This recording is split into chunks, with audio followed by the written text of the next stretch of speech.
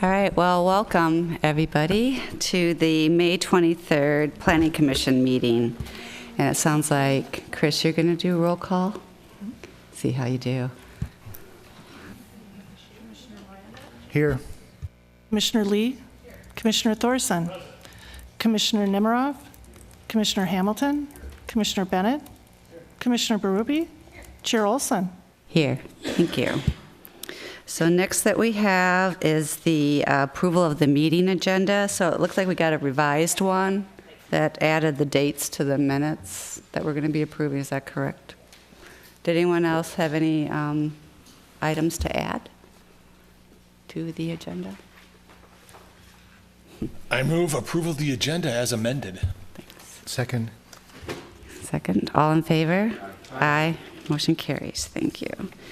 So we have one public hearing tonight, and that's a variance request for a 10-foot, 2-inch side street setback variance for a second-story addition to 6101 Oakland. Oh, I skipped the minutes. Sorry. Go back. Walk backwards. Let's see how you do that. Okay, so approval of the minutes for May 9th, 2018, as amended. I move approval of the minutes as amended. Is there a second? Second. All in favor? Aye. Aye. Motion carries. Thank you for catching me on that. Okay, so Chris, now it is. You could have stayed up there.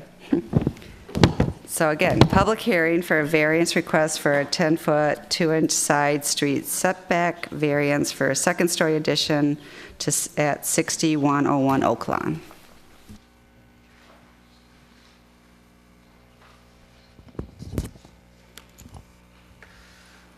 Thank you, Chair and members of the Planning Commission. This is a variance request at 6101 Oakland Avenue. The property is a corner lot. It's in the south of West 61st Street and Oakland Avenue. The property consists of a 1.5-story home with a detached garage that loads off of West 61st Street. Here's a little closer image of the existing conditions. What you'll notice is that that north wall is quite close to the lot line, the north lot line. The existing home is non-conforming in terms of north side street setback. The minimum side street setback is 15 feet. The existing home is 4.8 feet away from the north lot line. So the request is to allow the homeowner to take the half-story off the existing first floor and then put a second floor addition on the house, and then also add on to the back of the home. They will have a first floor addition which will consist of some living space, a garage addition. The detached garage will be removed, and then they will have a bedroom area above.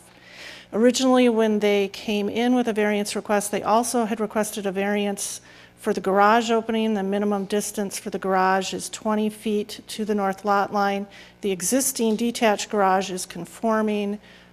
Staff did recommend that they modify the plan so that it would meet the setback requirements. So all other portions of the addition do meet the requirements with the exception of that north side street setback at 4.8 feet, which is simply matching what's there right now. So there was a stormwater management plan done. The engineering department has reviewed it. They have found that acceptable. The proposal is to maintain the existing basement area. They would have new crawl space and then that attached garage. They will be adding a front porch, so on the main floor. They will be remodeling the interior, so the floor plan will change.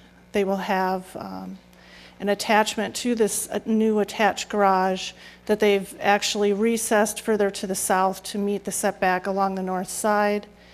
And then on the second floor, remodeling the second floor space and then adding bedroom and bathroom area above the garage.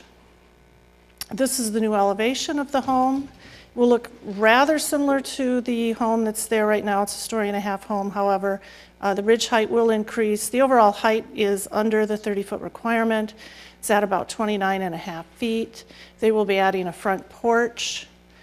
They will be adding that two-car garage that will be loading off the north side. And here are some other views of the additions to the home.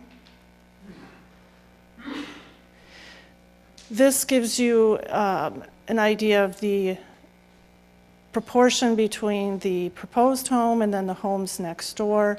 The spacing is quite different, though. I mean, they're just showing them lined up with one another. They're actually quite a bit further away from along the side and rear. And then this is the new front elevation of the home.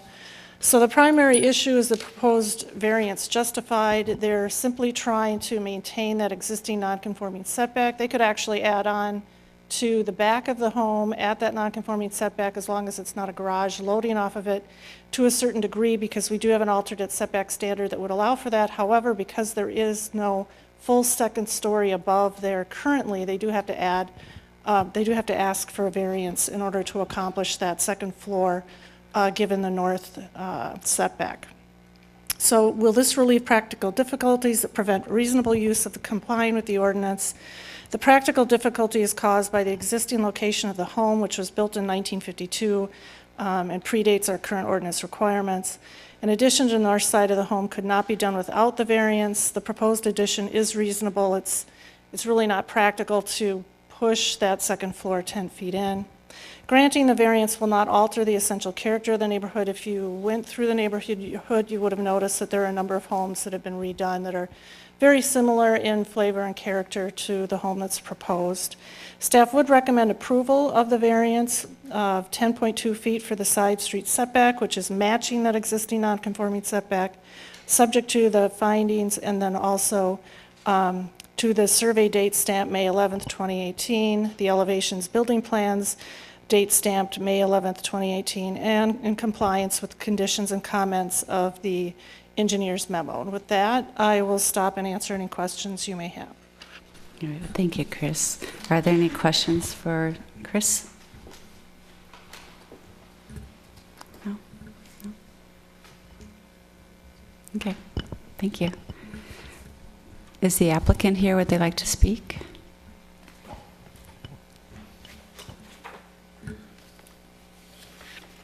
Good evening. My name is Dwayne Kozetka with Refined Remodeling. I'm here on behalf of our clients requesting the variance for their remodeling project in this home. Thank you, Chris, for your detailed explanation of the request. Because Chris has been so thorough in the explanation, I won't repeat the same information she's already presented. As mentioned, we were hired by our clients to remodel the existing home to make it a true two-story home and attach the garage. The entire main level floor system and exterior walls will remain. So the footprint of the home is not increasing into the existing non-conforming setback. So the idea and wishes of the homeowner were certainly not to increase into an existing setback. So it's just simply adding a portion of the second story because of the story and a half design to be able to get a full height wall at that second level over the existing space. So again, it was very important for the clients that we didn't disturb the character of the neighborhood and stay in tune with the existing homes. So that was the primary aspect of designing within the footprint on that side. So again, thank you for your time this evening. I'll stand for any questions if there are any. Thank you. Are there any questions for the applicant? No? I think we're good. Thank you. Thank you. All right, so this is also a public hearing. So is there anyone wish to speak? Yes, please come up and state your name and address, and you get a full 3 minutes. Okay. Thank you. Thank you. My name is Trudy Landrum. I live at 6104 Brookview Avenue. So my northwest corner of my lot would abut to the said property's southeast corner. And my concern is about the amount of increased impervious surface that that addition and larger garage will add to the lot, because the house at 6100 Brookview and then our house at 6104 both slant north and east of all of the homes on that block. So we get everybody's extra runoff, and we, both of our houses have pretty much unusable basements because some pumps and dehumidifiers don't quite. So my concern is water runoff, which leads to the other concern that I have, and that is, I know Refined also owns the property for 6109 Oakland, and that is currently a 100-foot lot. So when I noticed that this was going to ask for that 10-foot 2 variance because they are not changing the footprint, I'm wondering how soon we are going to have to come back up, because we will be asked for a variance to change that 100-foot lot into 2 50-foot lots. And that would cause unbelievable drainage problems to the houses on Brookview. Thank you. I appreciate your. Thank you.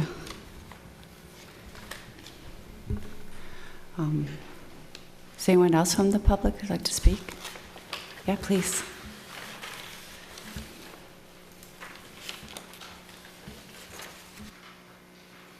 Hi, my name is Steve Botts. I live at 6045 Oakland Avenue, so right across the street, same side street as what the variance is requesting. I guess one of the big questions that I would like to ask is, we just redid our house. We've been in the same house for 15 years. We redid our house 2 years ago, right after all the rezoning was accomplished. Our house was also a 1950s Rambler, but it was the same age.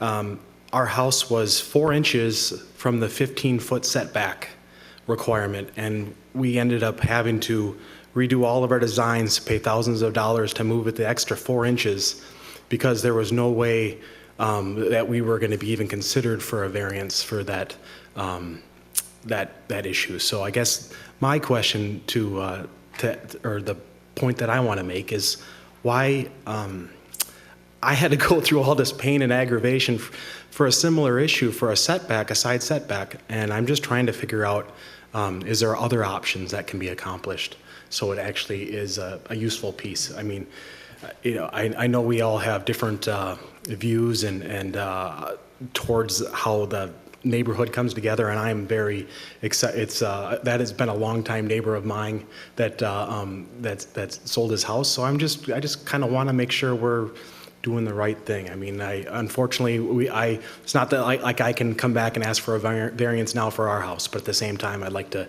get everyone's, just make the right call. I guess that's all I ask. Thank you. Is there anyone else? Okay, is there a motion to close the public hearing? I move to close the public hearing. Is there a second? Second. All in favor? Aye. Motion carries. Thank you. I guess just, Chris, can you address a couple of those questions? I was thinking about that impervious coverage too. I know they're removing a driveway and a garage, but Yes. Are they greatly increasing it? Or do you even have a graphic that could maybe show these lots that were being discussed?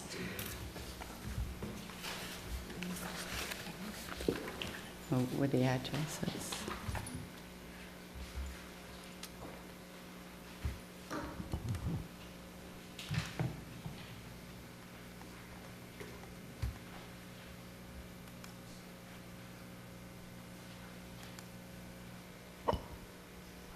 So this is the existing conditions with the garage in the corner and the house here, and then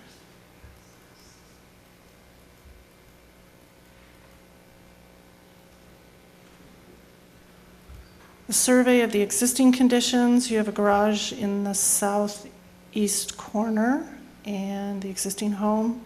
There's patio area to the south and to the back. Currently, the existing hardcover, and this is only showing in terms of the coverage as garage and building. It's not, doesn't look like it's counting any of the driveway area or the patio area. It's at 20.74%.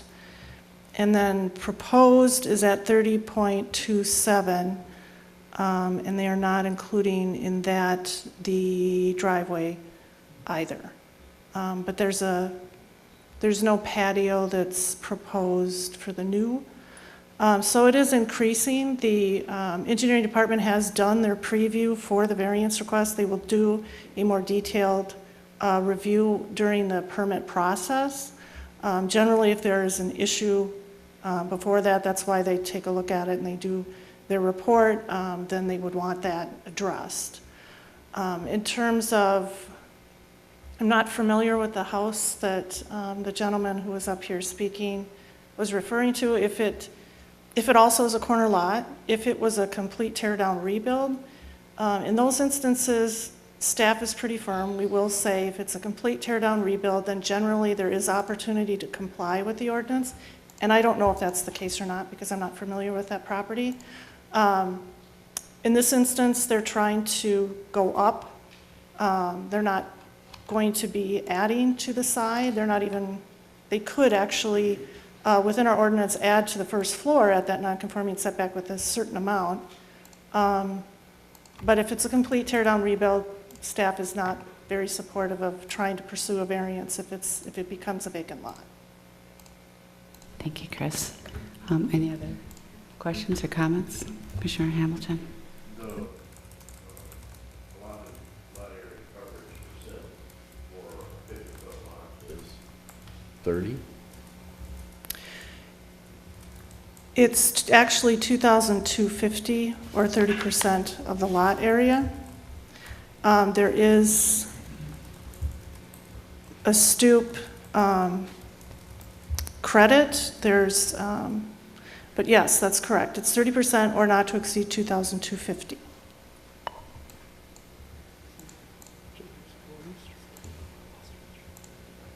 This seems to indicate more than 30%.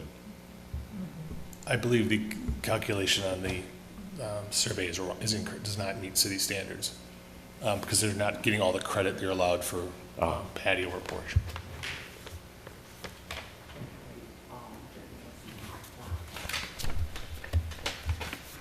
Commissioner Lee? Chris, I'm not familiar with the comment made by Mr. Botts about 6045 Oakland. Do you recall the specifics?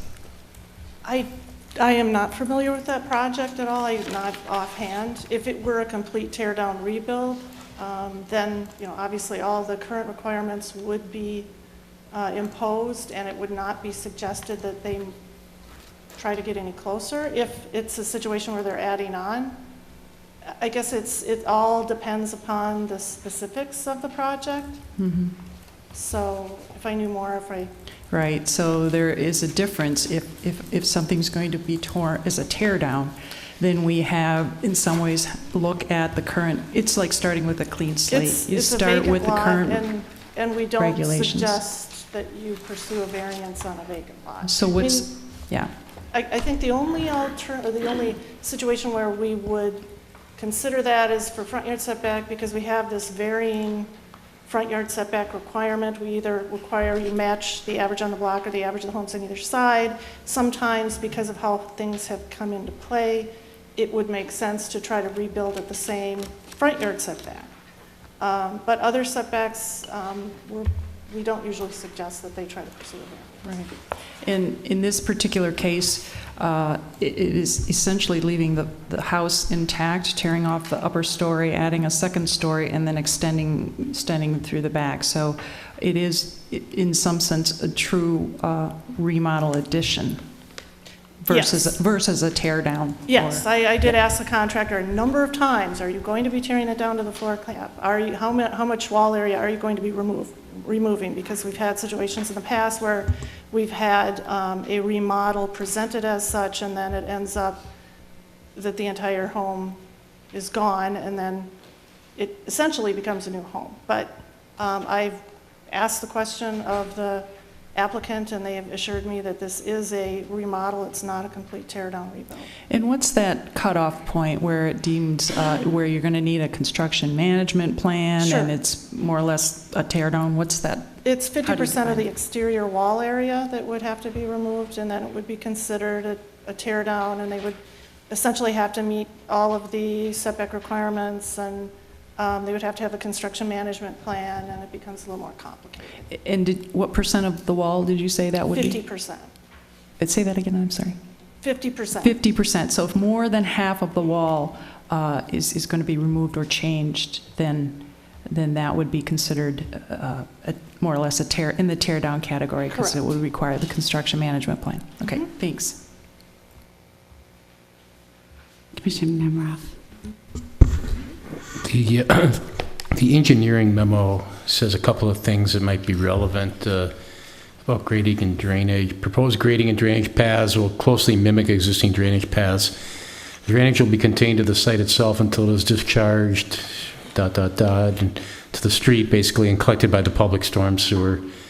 Mitigation will not be required for the new impervious cover, as the new runoff can be collected and discharged to the public right-of-way and storm sewer, which has capacity to accept the new runoff. So I want to pause there. There's a little bit more.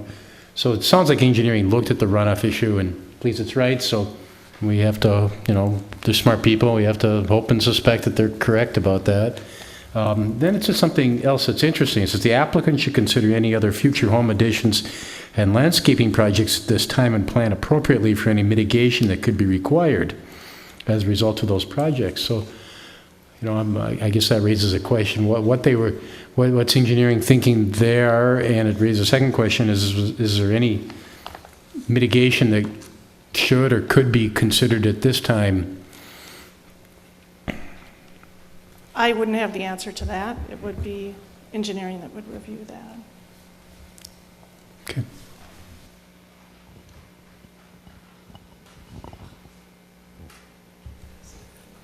All right, well, thank you, Chris. Oh, sorry. Commissioner Bennett. You can sit down, Chris. I'm going to confuse you tonight. Go ahead.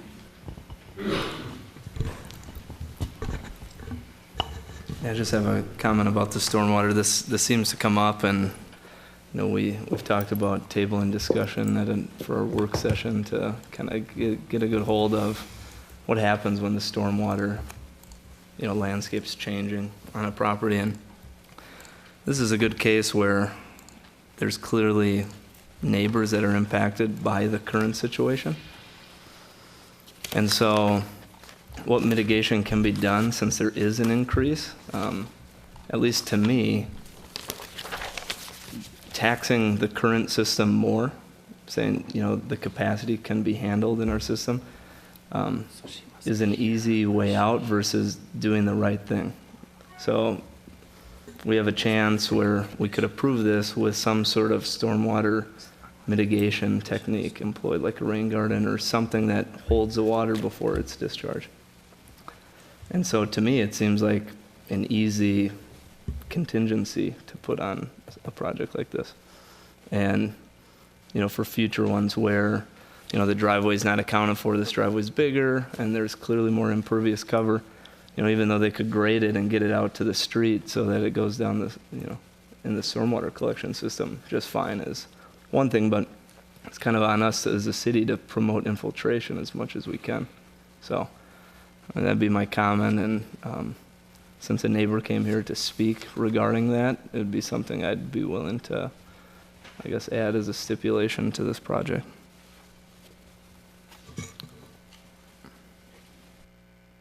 Whoops, Commissioner Lee. Yeah, I think that makes a lot of sense. It's surprising that when we look at commercial development, we say all stormwater must be held on site. And when it comes to residential, for some reason, we say, sure, hook it up to the storm drain. So I would agree that would be probably a minimum condition we could attach to that. I think one thing I realized too is that in some ways it would be helpful to receive more information from the engineering side of it as to the big picture. We got that comprehensive resources flooding update, which was pretty impressive in terms of realizing that just about all of Edina is impacted. And I realize that these formats here kind of address specific things, but in the future, it might be nice to see how that relates to the comprehensive plan for the water resources management. Is this in one of those districts? The overall bigger picture, because we look at just one site, and it might be okay just to hook it to the storm drain, but I, in some ways, think that we need to start understanding how each one of these projects and the approval or not approval of it affects the overall. The coverage, the building lot coverage, I think that was pointed out by a couple of you already, and I agree with that. I think we, again, should earmark that as a possible work plan item to review in terms of, do we want to start looking at impervious coverage as opposed to building lot coverage, or maybe in addition to building lot coverage. I just did some quick tabulation of numbers, and obviously it's intuitive to everyone, but what happens is that the addition and the remodeling will add essentially 630 square feet of hardscape to this parcel, which is a 43% increase in terms of coverage of, and yes, I understand that's well below of what's allowable, but if we were to look at impervious surface, that would have some impact. So again, I would recommend in some ways that we always keep that in the back of our mind if we want to revisit that whole thing in terms of stormwater drainage.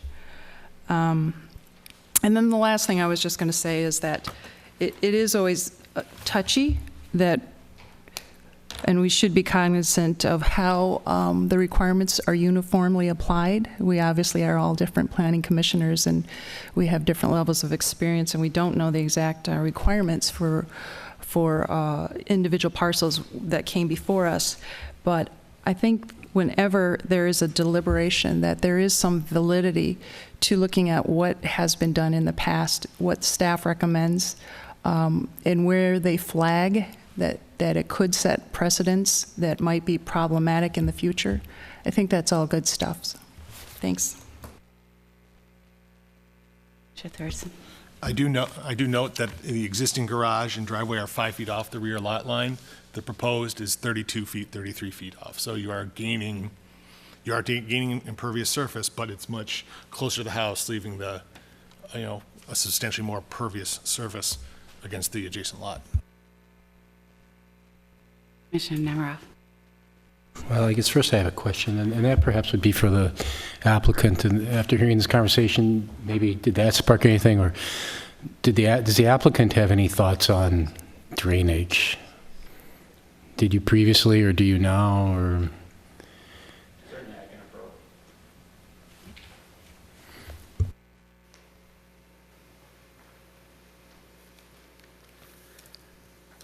approach. I don't have a large copy in front of me, but my understanding is in regard to general drainage, again, as part of the process, we're required to submit an engineered drainage and erosion control plan that also considers stormwater management and runoff. I think if the percentage increases are noted on that drainage and erosion control plan, and I believe that they, I think one thing that the survey doesn't consider is in that percentage that was referenced, there's the subtraction of the existing garage and driveway, so there's not essentially a net add of that high a percentage in terms of hardcover on the lot. I also believe that there was a survey that was resubmitted after the adjustments from the first review cycle that would show that the lot proposed hardcover is under ordinance, under the 30%. So it does comply by the time the allowances for stoop and sidewalks are submitted. as Chris mentioned, I can't speak for the engineering department, but again, it's my understanding that there isn't any runoff proposed to travel to the east or south off the lot. If one looks at the drainage pathway lines established by the grades on the survey, it directs all the water to the west and north to the appropriate city services that already house the capacity to take the runoff. And as the Commissioner Thorson indicated, the project's actually creating a larger area of pervious surface to the east side of the lot by connecting the garage to the house.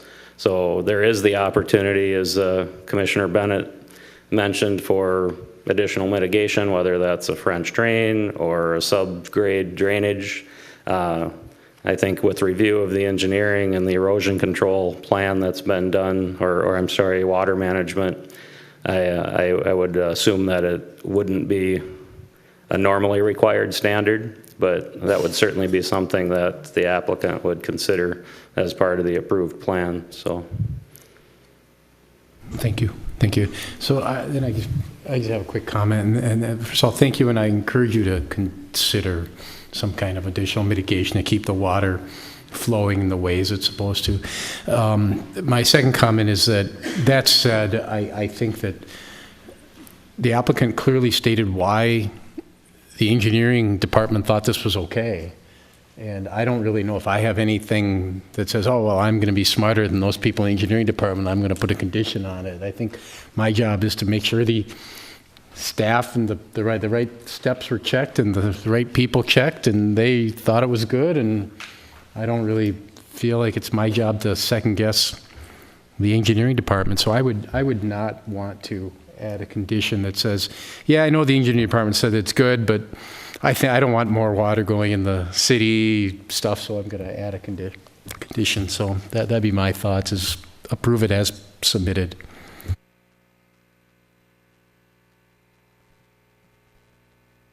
Just real quick, the one thing that's not shown on this, what we talked about is hardcover and roof. What we haven't talked about is downspouts. And most of the time, we don't show downspouts on our elevations and renderings because they kind of clutter it up and we just don't do it. And I acknowledge that. But I think you're aware and have been aware that the downstream folks are having some problems. Whether they're caused by you or not hasn't been proven, but they are having some problems. I think that positioning of those downspouts is critically important. In fact, one thing that you might, it doesn't matter how that new garage is, how that roof slope is handled. What does matter is where the downspouts pick that water up. And if they pick it up on the, what side would that be? The Oakland side of the driveway. They would move the water through the driveway and down to the street. And if they come down on the other side of the driveway, then they're into the pervious surface and it has to perk. The simple request is you need to look at that.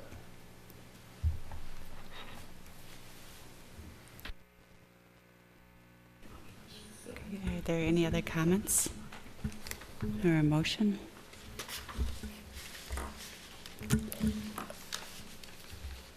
I move approval of the variance as submitted, subject to the conditions and findings noted in the staff memo. I would second it, if I may. Second. Are there any comments? So I would still like to see some condition put on that, and is more of a formality to look at, through landscaping, the use of treatments such as rain gardens or other means of holding. So it's not about drainage. We think the drainage is flowing in the right way, but it's to retain water on site. With this additional green area, with the garage being removed and the driveway now moved close to the house, I think there is opportunity for that. So I guess I would ask for some discussion, maybe leave it to Commissioner Bennett to see if there is some way that he would state that if you were supportive of including the condition. Do you support that? It's going to depend a little bit on what those soil conditions are. If you perk that down to a clay lens, it can flow the water right underground, right into the house next door. The last thing you might want to do is perk it. I don't know those soils. Engineering does. I don't know what's there. What I do know is what they're saying is use the city sewer. And I don't think they said that casually.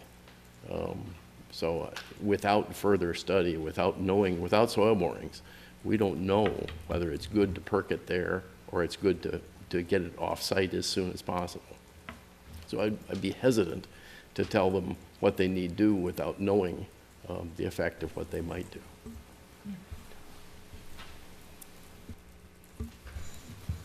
So yeah, I guess I have a comment before we vote or discussion. You know, if you recall the last meeting we had, there was a variance request where there was no net increase of impervious cover, yet the applicant did their due diligence and had some sort of mitigation technique along the property line to just take that next step. And although it's not required in this scenario, and it isn't if it's under that 30%, I think it's something that, I mean, I'm passionate about seeing a change if there's an increase and there's already existing issues to neighboring properties, to have some sort of mitigation technique that isn't taxing our own systems. So usually when things are installed, it's upon the applicant to do an investigation, do a perk test, do a hand auger boring or whatever. So in this case, you know, and it's about the big storms, right? So if you look at the grading, I mean, it can handle it, but a big storm, sometimes water, you know, it takes path of least resistance and it'll go toward those neighboring properties. Even though there's more pervious cover, it runs off more than it infiltrates. So I think there's more that could be done here that's pretty simple and not a huge expense to the applicant, but would surely be a benefit to the neighbors, whether it's perking or it's just draining it in a French drain where it can perk but also drain. I think there's opportunities with landscaping along that eastern or southeastern boundary to bring the water around better. And I mean, that's my contention with approving. I mean, it meets our standards as the engineering note, but it's an increase of 17%. You know, so there is that, and there is issues on neighboring properties. Can you say how you would word the condition? To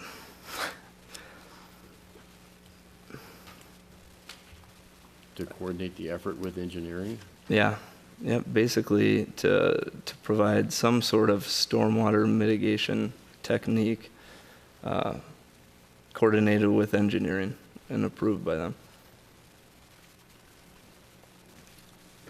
Do you accept? No. Can we discuss? Do we discuss? Oh, okay. So I like the idea of this. I feel like we're getting into territory that is better addressed on a big issue rather than case by case. And I feel like if we do this in this case, then we have to remember to do it in every case or it's not consistent and fair. And so I think if we want this done and we want water runoff mitigation done well, we need to do it more than just a case by case. So I don't think it's appropriate in this case that we do it. I will not accept the amendment, and it's for the reasons kind of that Sheila outlined. And I think, absolutely agree, we need to probably revisit how we look at pervious surface, how it's being calculated, but kind of stepping in at the last minute when we're not even being asked to give a variance on the pervious surface amount seems to be just out of step with the process and the way we're supposed to run, and, you know, run the way what we're doing. And I think if this was a situation where the variance itself was creating water, creating runoff that was the side that's been, the variance would, I think that's maybe a different thing. But in this case, we're really just focused on that one side setback. And I don't, to Sheila's point, why this case is the test case for this. So I think I'd rather see it fundamentally addressed in a consistent way instead of us trying to guess and maybe this will work, maybe this is right, and trying to be more consistent across all the applications we see. So for that reason, I will not accept the amendment.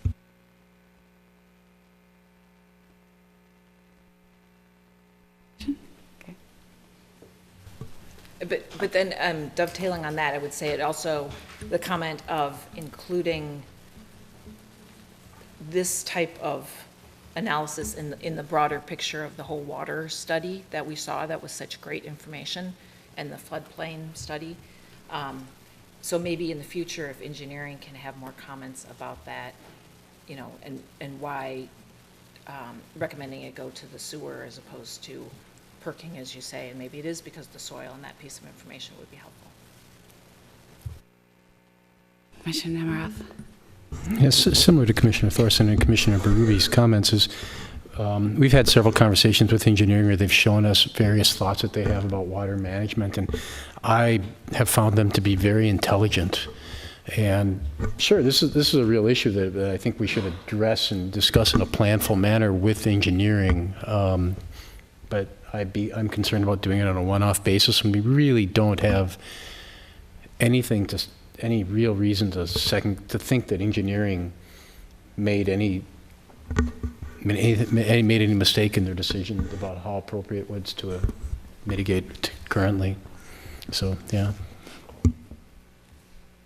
Yeah, I agree with that, and I'm not contending with that fact. I mean, they've approved up to the standard, and I don't contend with that. It's just the fact that there is an increase, and I wouldn't have had an issue necessarily, except that a homeowner came tonight from a neighboring property that said there is an issue existing, and now that we're increasing the existing issue, this is our chance, as a case-by-case basis, to make a change for the better. And then one that could be a part of future changes in general, but no contention with the intelligence of the engineering department. I trust them, and I mean, they stated very clearly, that it meets this policy, and it's not required. But there is an increase and there is an issue, as far as we know. Carrie? If I might, you'll note in the engineering memo that they're going to take a more detailed look at this as part of a building permit. So we've been talking, we'll have engineering staff review this portion of the Planning Commission. So they still have another opportunity to make comments and require changes. We can direct them to look at this issue specifically, whether it's a condition or not. Yeah. And did you have a comment? No? All right. So we've got a motion. All in favor? Aye. Opposed? No? Is that you? Okay. It passed. Was it just one nay? I didn't hear you, what you said, Sue. Okay. Yeah. All right. All right, thank you.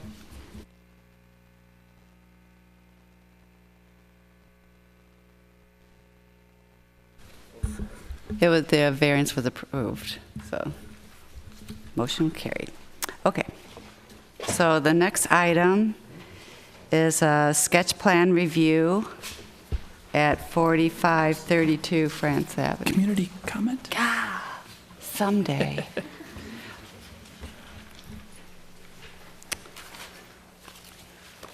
Okay, can you tell it's not my night tonight?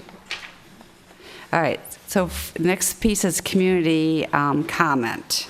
And so this is when anyone from the community can come up and speak to some item that's not on the agenda tonight. Is there anyone here from the community? I'm looking at you. Do you want to comment?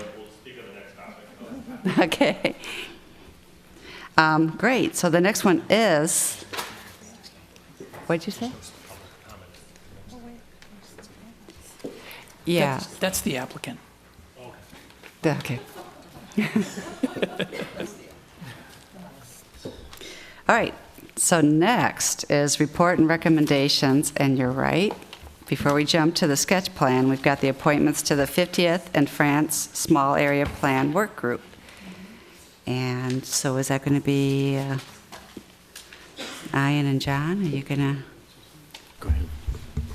So in your packets, you have the list of 7 people that we're nominating to be members of the work group. We have our first meeting planned for next Thursday from 6:30 to 9 here.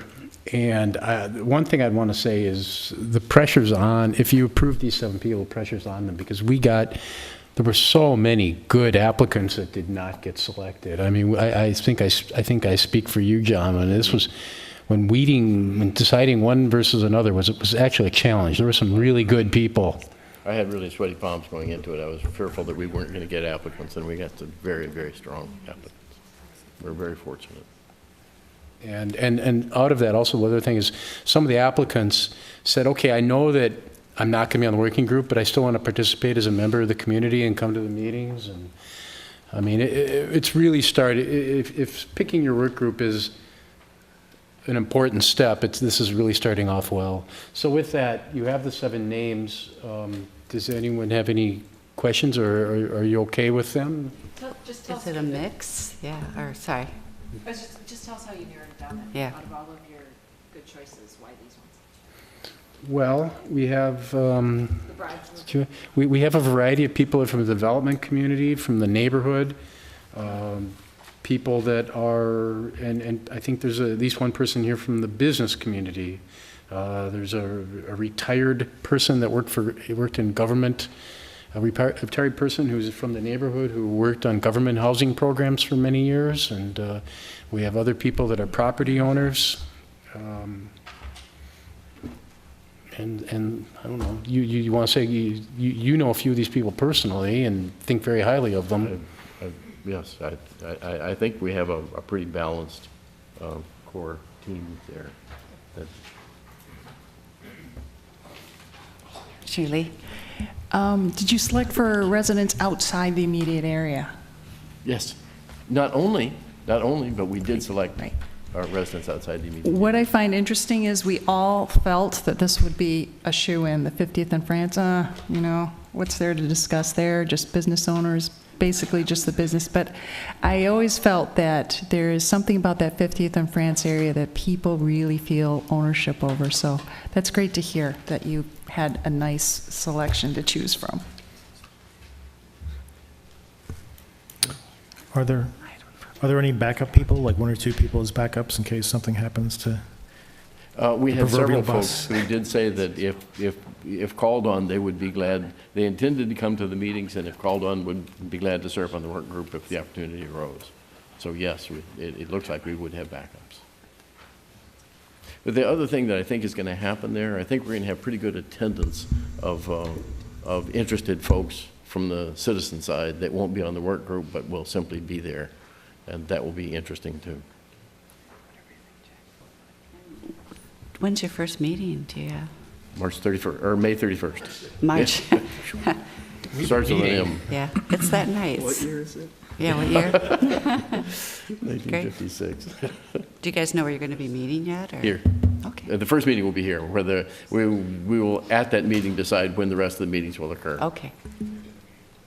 Great. Well, fantastic. I think, I agree. I think 50th in France is going to be an exciting one. I think you're going to have a lot of good conversations, so this is great. You guys are on double duty, too. You've got 2 big ones that you're on. You can do it, right? We think so. Okay. So and then there's going to be 2 people from staff will be participating regularly, too. Chris from the planning department, and Mark Nolan, who runs transportation, but also is a planner by background, so that'll give us some strength in those areas. And they were on the 44th in France also, so. So do we have to do anything with this? Make a you have to motion, or? Okay. So is there a motion to approve? I move that we approve the 50th in France Small Area Plan Working Group as recommended by the co-chairs Ian Nemerov and John Hamilton. The seconds, all in favor? Aye. Opposed? None? Motion carries. Good job. Yeah, thank you. Have fun. All right, so the next item is the sketch plan review for 4532 France Avenue.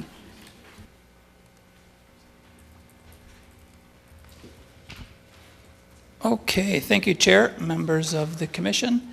This property is located up in the 44th and France area, 4532. It's just south of the new Gateway Bank building that was built within the last few years.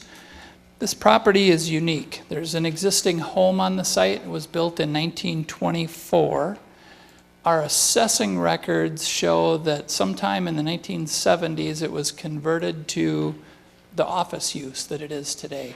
So it has a zoning R1 single family district, which was the zoning when the house was built. But for whatever reason, it transformed into this office retail. Planning has no records of approval for rezoning or the change in use. So it's an existing grandfathered use today. So you can see the zoning is highlighted in white, R1 single family. To the south, it's a single family home, but that was rezoned to the office use that it is today. And again, to the north, it's planned commercial district 1. The speckled area has been changed. It should be solid red.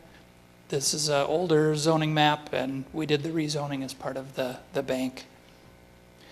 So this property is located in that neighborhood node, the 44th and France. It's the site down here, as you can see. Suggested 2 to 4 stories. What the applicant would like to do here is tear down the existing single-family home and build about a 10,000 square foot retail and office space. As noted in the rendering, there's 8 parking stalls in the front. Based on our code requirement for parking, they would need about 50 parking stalls based on that square footage. So they're quite significantly short parked. This is a look that wasn't included in your packet, but it's to demonstrate how this property slopes down toward that residential district to the west. So there would be 3 stories facing that district, not uncommon with the property to the north. So this is a look at the building. They're proposing an amenity deck for employees up on the top with an elevator override. Here's the site plan. You can see the parking in front. Along the street, they're suggesting a 6-foot boulevard, 8-foot wide sidewalk, and a 4-foot landscape area. The idea here is matching the Gateway Bank project to the north. So what would be required here is a rezoning from the R1 district that it's zoned today to planned commercial district. And there's a number of variances that would be required, both for the building height, the floor area ratio, the parking stall shortage that I mentioned, and the front and side yard setbacks. This is the compliance table that was included in your packet. Really, the only complying portion of the project is that front yard setback.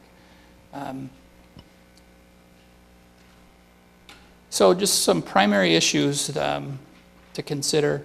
One, really the biggest problem that staff has is it's short parked.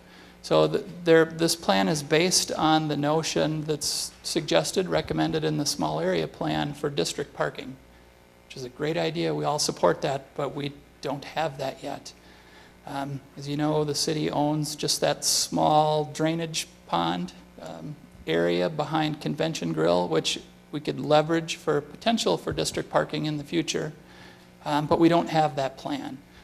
It will be included with the City Council's work plan in 2019 to consider that, and it's also included in their capital improvements plan to potentially at least start that outreach with the businesses up there to consider district parking, and then to potentially put some dollars behind it.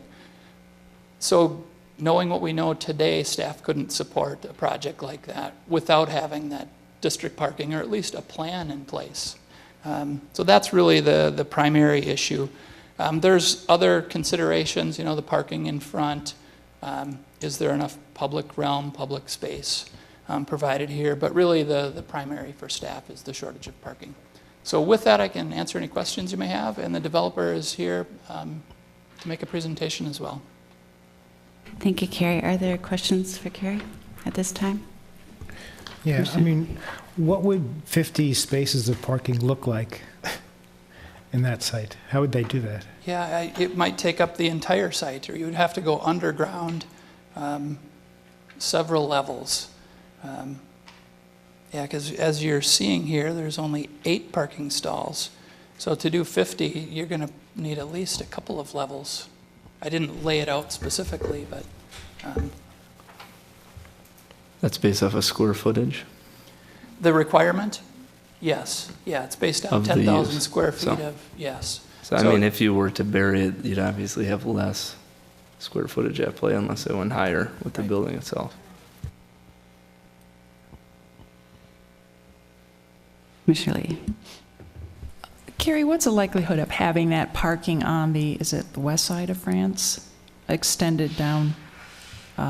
Oh, to allow parking. Yeah. Yeah, that is something that the city could explore. I did talk to our engineering department about that. That is something that we could do. However, our feeling was they're still going to be way short parked. It's going to provide some parking along that west side. What would but be your best guess? How many are we talking? maybe another 8, Okay. 8 or so. And then the other question I had was there anything that you identified that would prevent this building from being pulled up to the street and the parking behind? That was staff's initial recommendation, but I believe just given the narrow width of the site, it was just difficult for them to do that and still get a reasonably wide building. But it'd be a good question for the applicant to explain kind of And how it they still could doesn't do address the lack of parking. that. Correct. Okay, Yep. thanks. Commissioner Nemiroff. Is there anything in this sketch plan review other than the consideration of the parking? There really aren't very many drawings about what the building's going to look like. I mean, typically in these sketch plan reviews, we say, oh, we want, we look at design and kind of just got 1 or 2 drawings of a brick, one facade or 2 facades of a brick building. You're right. We have had, just given the size of the projects that we've been considering lately, we've had very detailed sketch plans. This is probably more in line with the typical sketch plan. We don't want the developer to develop a plan in great details without getting comment from the city, especially one like this where there's such a significant shortage of parking. To have them really spend a lot of money and develop plans. So is parking really the main issue for this sketch plan review? Are there other issues that should be that are popping up? Well, certainly whether, do we want to continue that parking in the front or have it in the back? The idea here was to match the bank to the north, but that's something to consider. Do we want to see the building pulled up to the front? How do you feel about the 3 stories in back? Again, it's that elevation change that wasn't taken into consideration when I showed that map of the 2 to 4 stories that's contemplated in the small area plan. Again, they're matching the sidewalk pattern with the green space along the street. Little opportunity to continue or do something different to the south, so that seems reasonable. Thanks, Carrie. Community parking, it's a goal. When and how isn't known, and how much is obviously not known, but and there are many components to community parking, and there are many components to the of things that would be needed in the absence of community parking. But to keep my question simple, to build community parking, are there rough estimates of the cost? I mean, like this site, it looks like they're saying, oh, they would supposed to have 50 spaces, and they'll have 8, so that's like 42 spaces. That's a lot of parking from the city to provide. Is there a rough cost about how much each space costs to build? Yeah, it's, I have been asking that question. Getting estimates from, say, our 50th in France project where we're constructing parking there to constructing like the Pentagon South project. where it's that elevated above ground. So I'm hearing numbers anywhere from 20,000 per stall to 45,000 per stall, and that does not include land cost. That's just the cost of construction of the ramp itself. Up here, there may be some land cost that the city's going to have to incur to acquire additional land. Thanks. I had one other question. Maybe so. The existing building is from 1974, and it's been it's from 1920. Oh, I just did something to my leg while asking a question. That's pretty incompetent. Anyways, the existing building has been used commercially since 1974. What would I mean, I believe that's, like office. What would happen? Where do those cars park? How much car usage is needed for the existing property? Yeah, it's relatively limited space. There's only a couple thousand square feet. I believe they park right in front. It hasn't been a problem, at least, other than that inconsistency in the zoning. We haven't received complaints about parking up there. Thank you very much, Gary. Do you have a comment? A question for Gary? I think so. I think I can make it into a question. What it seems to me that this highlights is that buildings this size on sites this small don't want to be parked. And the neighborhood doesn't want bigger buildings that can park. And the building topology says if you're gonna park the building, it needs to be a bigger building. Almost, period. End of story. And there's pressure for development there because those existing 1924 single-family homes aren't going to last forever. They're going to come apart. So how are we going to address that? Yeah, that's the difficult one. It would have been ideal if this were incorporated with the project that just happened to the north, and you could get a little more space to work with. Even in acquire, so that home to the south was recently purchased and been remodeled.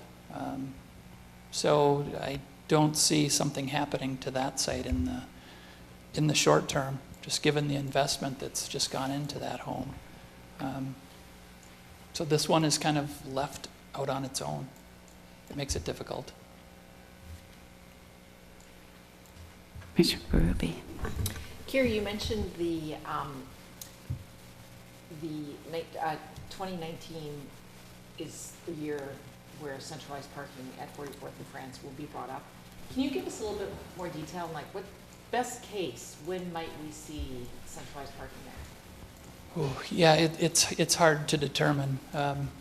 One of the steps would be we would have to go out to those businesses and see if there's interest in district parking. Is it something that they would be willing to participate in? If they're not, does the city want to, what would the next steps be? Is there another site? Do we want to consider what we can do on our little property, or do we want to, it's hard to speculate at this point, but. So if we were going to say, say this is okay, go forward, and we would give a variance on the parking,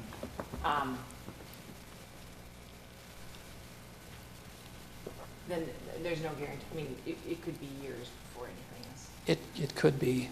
Yeah. We would have to come up with some kind of cost sharing too with all of the businesses, kind of like we did at 50th and France, where each business contributes to the construction and upkeep of those parking ramps.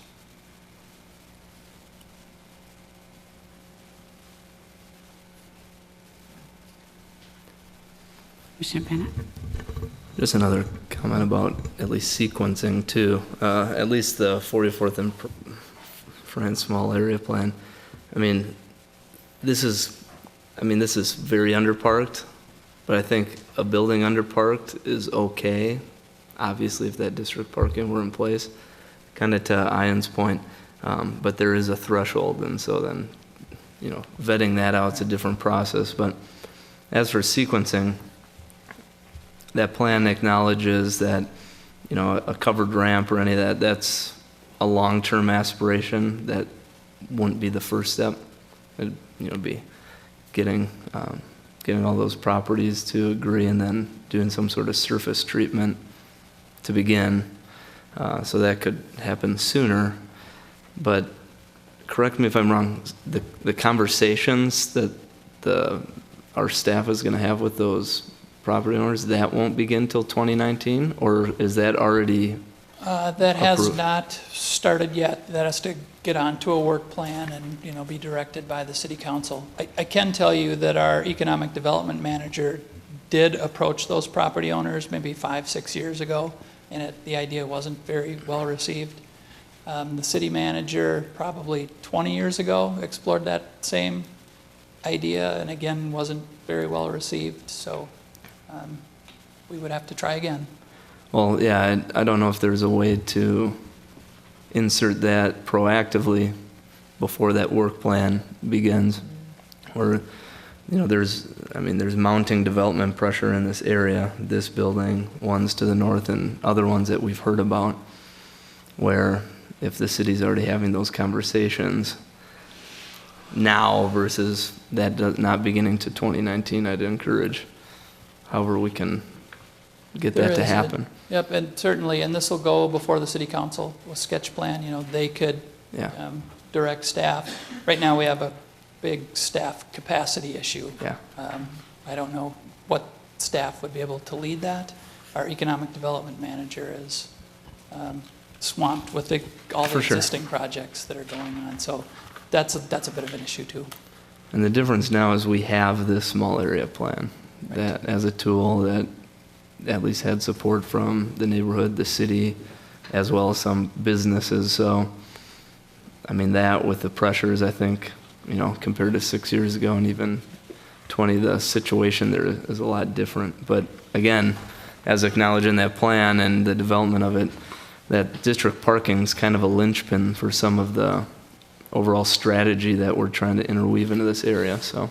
Yeah, that's an excellent point. In those years past, we didn't have a small area plan to go back to and say, look, this is the vision of the community.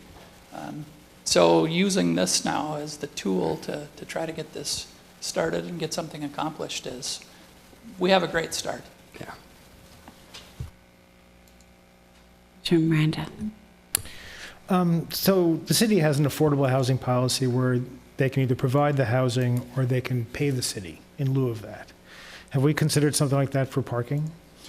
Not formally. I've been throwing that idea around in my head, and that's where I was starting to come up with some of those numbers. What would that number be?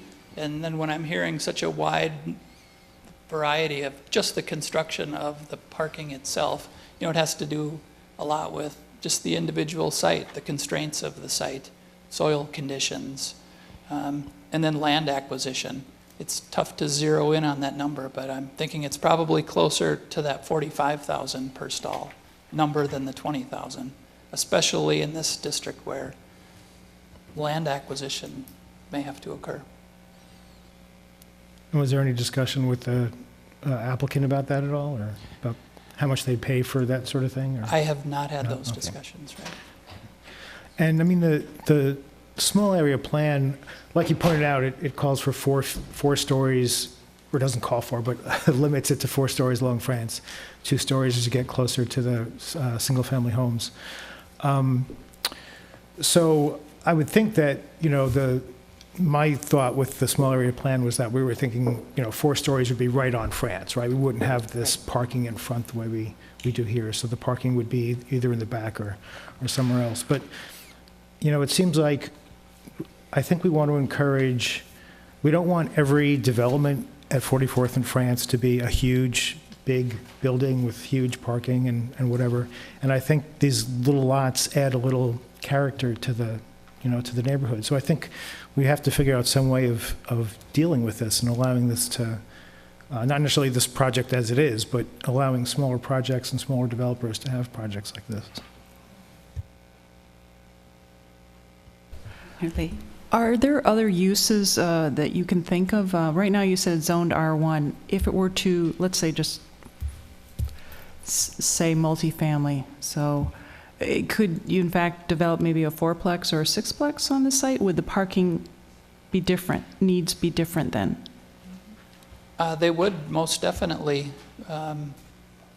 You know, we do allow housing within that whole red district. The entire, you know, planned commercial district does allow housing, multifamily housing. So if you did eight units or so, they would need 16 stalls.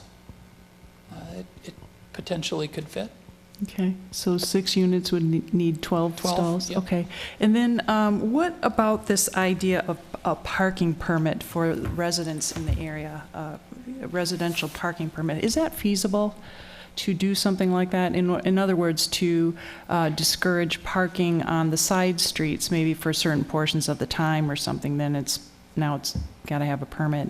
Have we done that in the city? And what's your thoughts on that as a way of sort of providing additional parking during certain times of the day, but maybe by a certain time now it's residents? Yeah, we do have a traffic safety committee that considers special parking, certain streets to be posted, no parking, or parking during certain hours.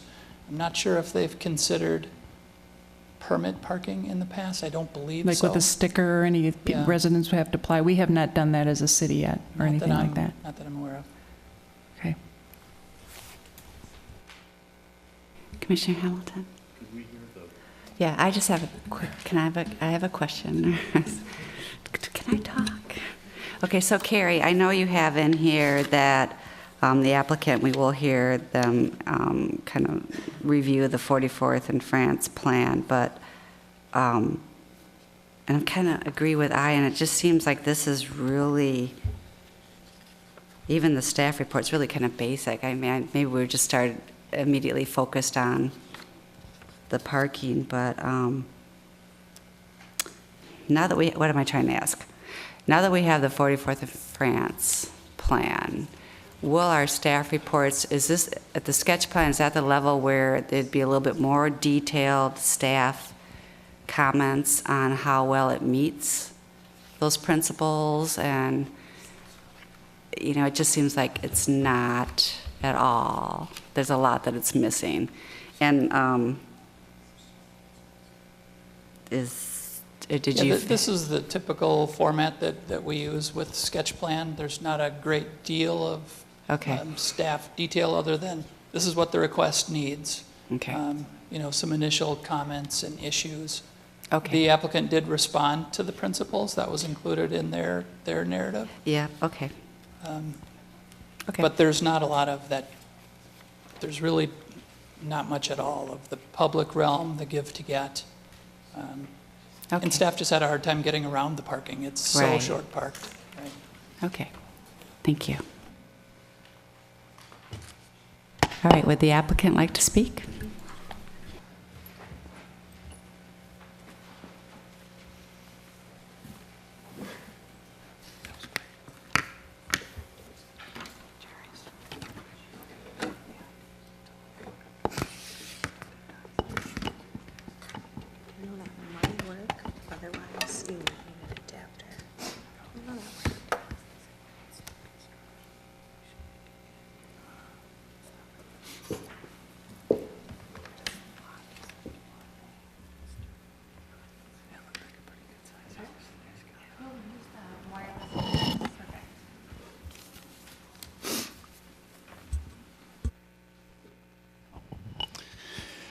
Director Teague, Planning Commission staff, thank you very much. Commission, thank you for your time. I really appreciate it. My name is Matt Byers. I'm with Plaid, and I'm the architect that's been retained to put forward a proposal. And we're well aware that this is short parking, very well aware of that. We're looking at the sketch plan submittal as really an opportunity to ask for guidance and for your input as we move forward. We believe that the parcel is desired to be developed based upon the small area plan stills. In this still, however, the parcel shown, as was brought up, is a combination of those two lots. So that would be much easier to achieve parking adequate parking, or more adequate parking, I should say. And as was brought up before I move forward, we are trying to respond to the fact that the parking to the north is set back. And by bringing the building all the way up to the front, which I can certainly show, we have many different iterations of this that we've gone through with the developer and some informal meetings with Director Teague. But we felt that bringing the development all the way to the front would create an undesirable jog in the street facade, given that this development to the north is rather new and is not going to be going anywhere anytime soon.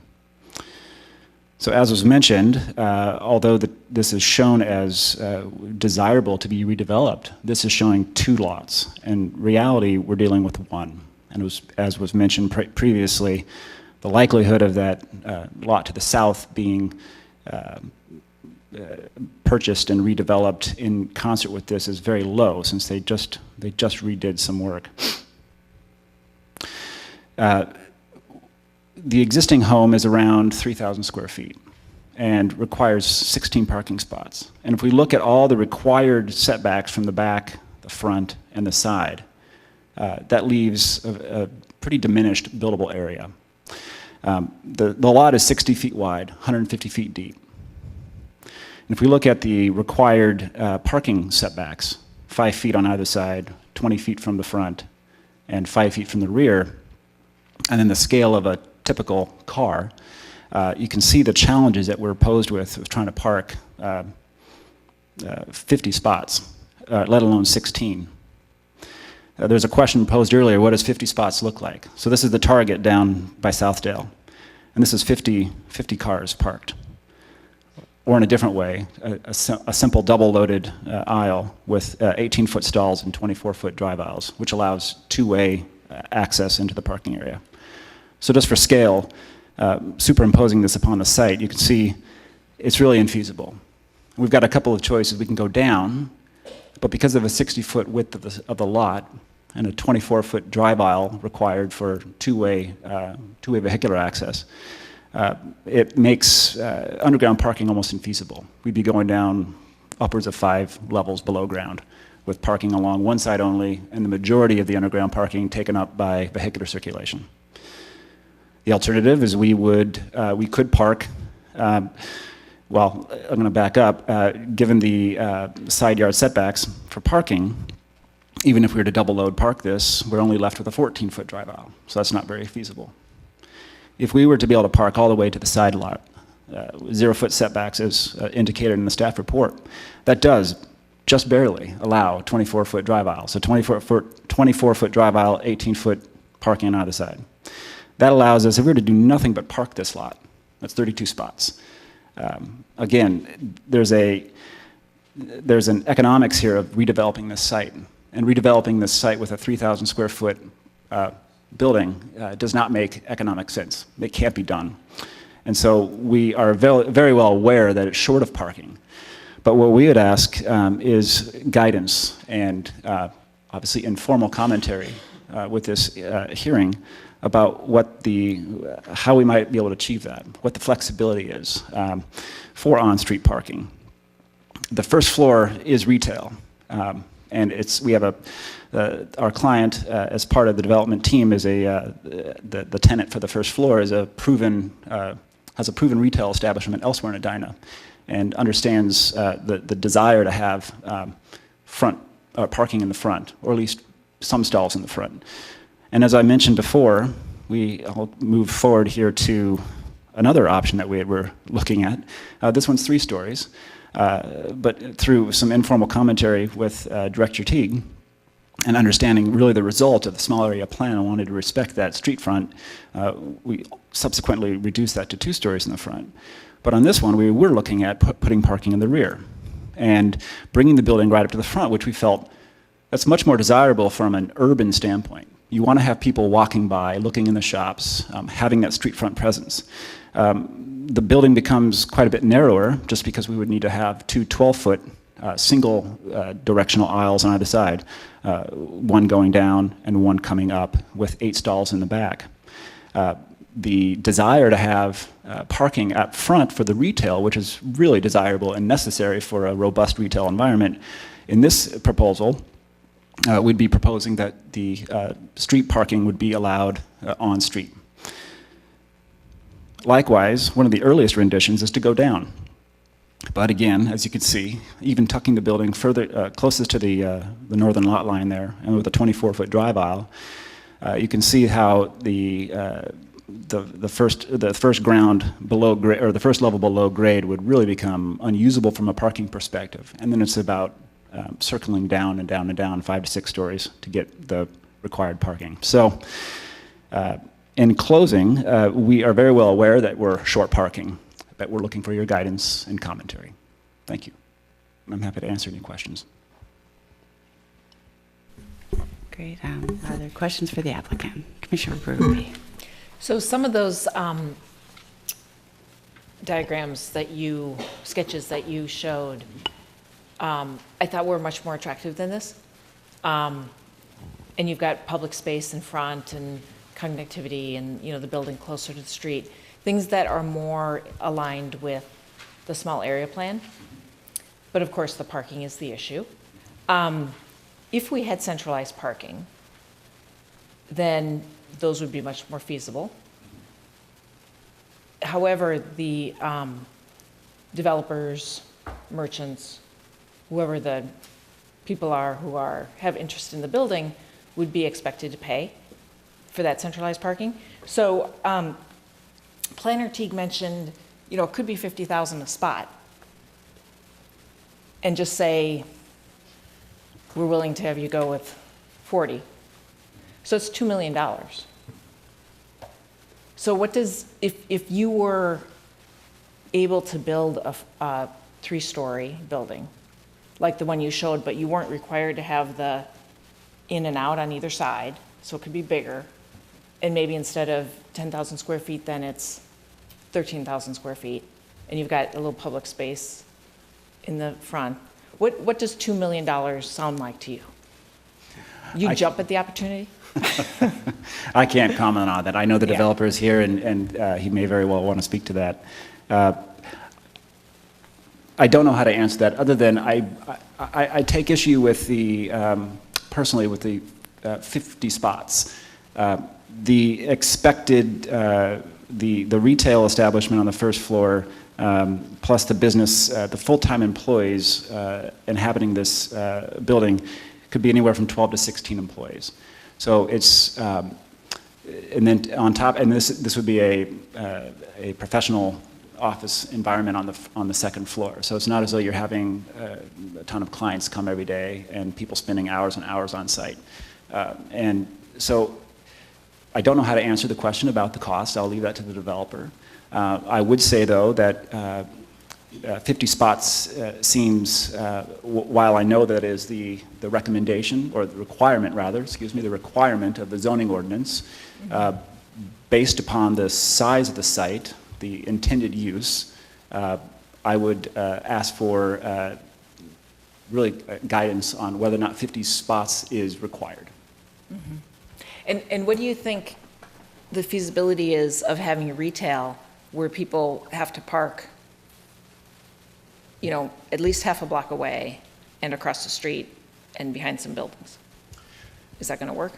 Well, I can allow the developer to answer that question from their perspective, but I would say, as a longtime resident of South Minneapolis and having to park in, we lived in near the Patina in Franklin, and we would routinely park blocks away and walk to there. It's just, I think, as a dense urban environment and part of the metropolitan area, I think that just becomes part and parcel to shopping in an urban environment.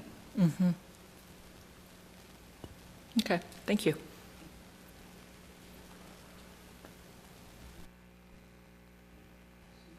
Questions for the architect?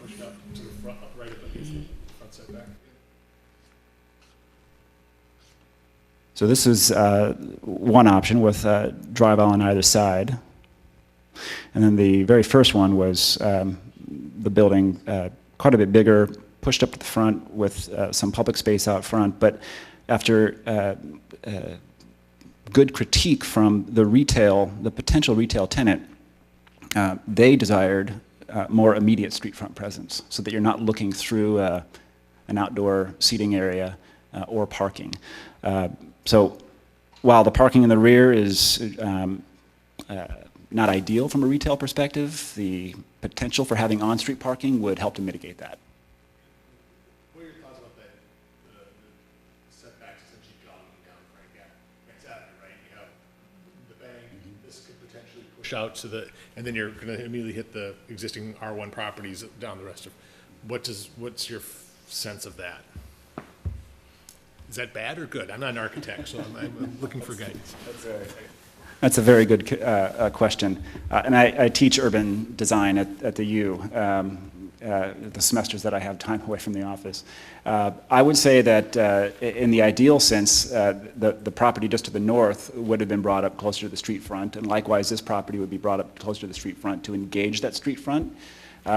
I think from an aspect ratio of the width of the street to the height of the buildings, the fact that it's pushed back is probably less than ideal, but again, we have to be realistic with the requirements and the desires of retail on the first floor and having parking available. But again, if street front parking is potentially an option on the street, then I think the benefit of having a bookend to the district coming in from the south and having it have a presence on the street, and primarily having that pedestrian traffic is an added benefit. I think that helps to bring people to the area. The employees in this business will be not only working here, but leaving for lunch, leaving to go shopping over lunchtime, coming and going in the morning and the evening. So I think it adds an important sense or an important aspect to the small area plan, which is having people coming and going.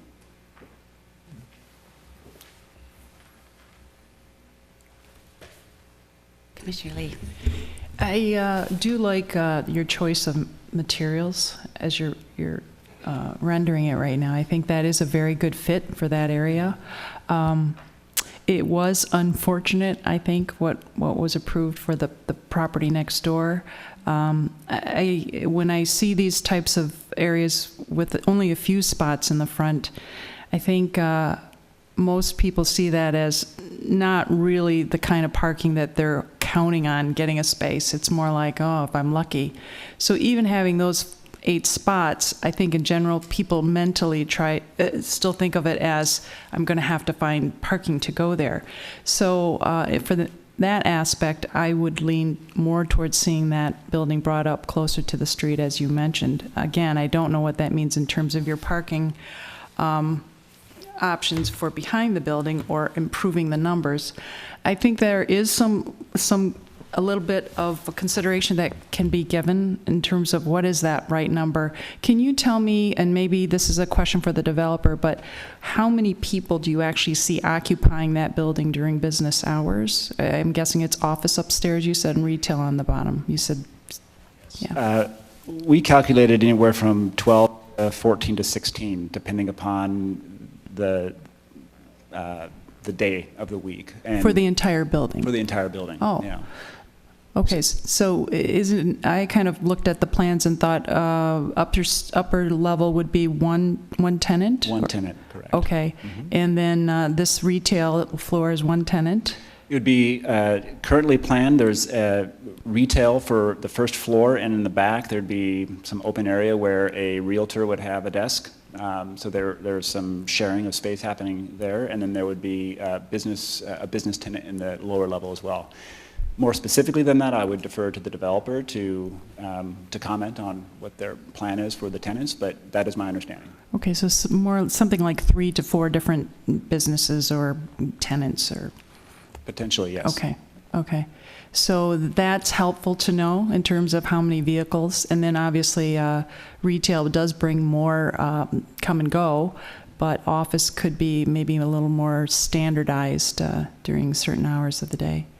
It could, absolutely. And again, I'd like the developer to speak a little bit more directly to the type of retail establishment on the first floor, just so that you can be a little bit better informed on that. So your scheme that showed the sort of sitting area in the front, could that scheme actually be brought to the street and still have a single drive aisle down the side.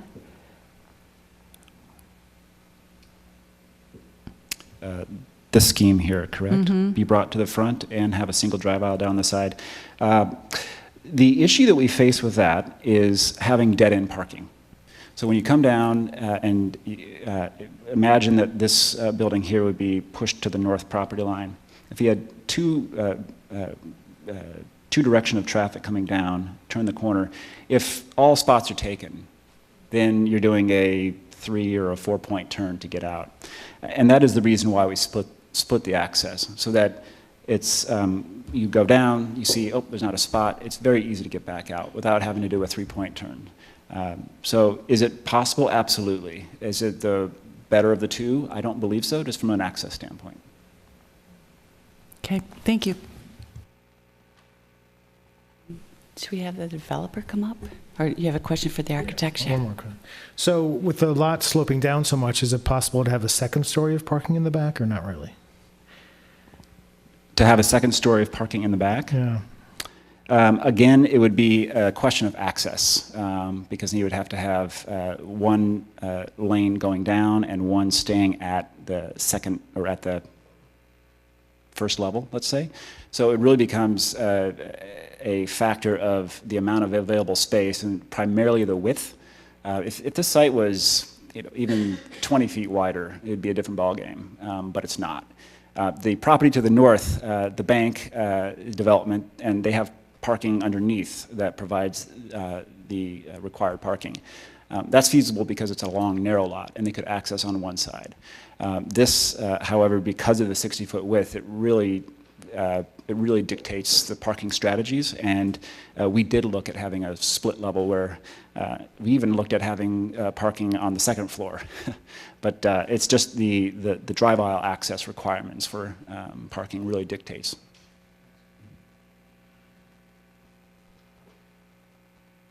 Well, maybe we should have the developer come up and speak too. Thank you for your time. Thanks. Appreciate it.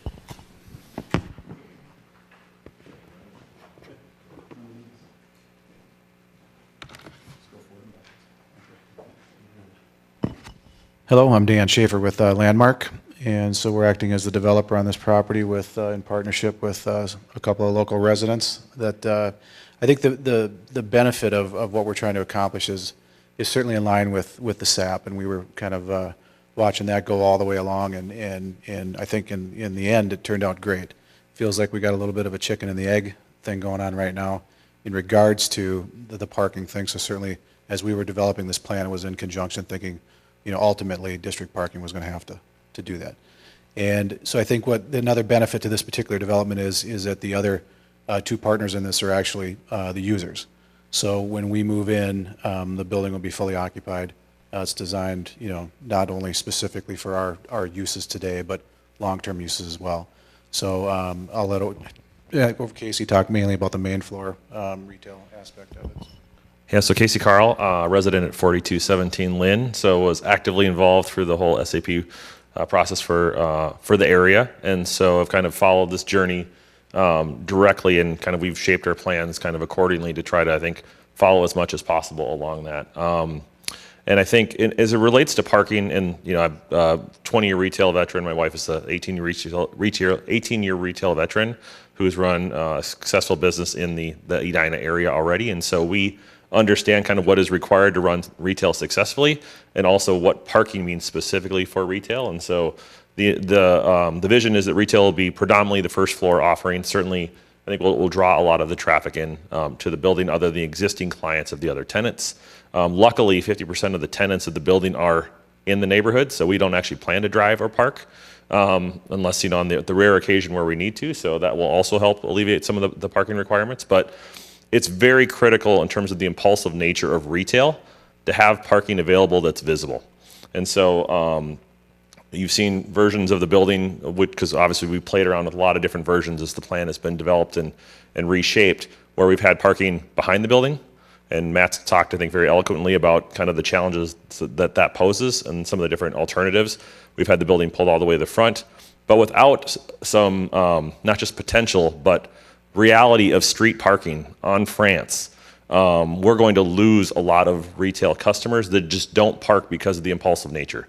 We saw this firsthand at 50th and France on a daily basis with customers that would tell us, you know what, I drove by your store yesterday or the day before because there wasn't parking available. I just kept going.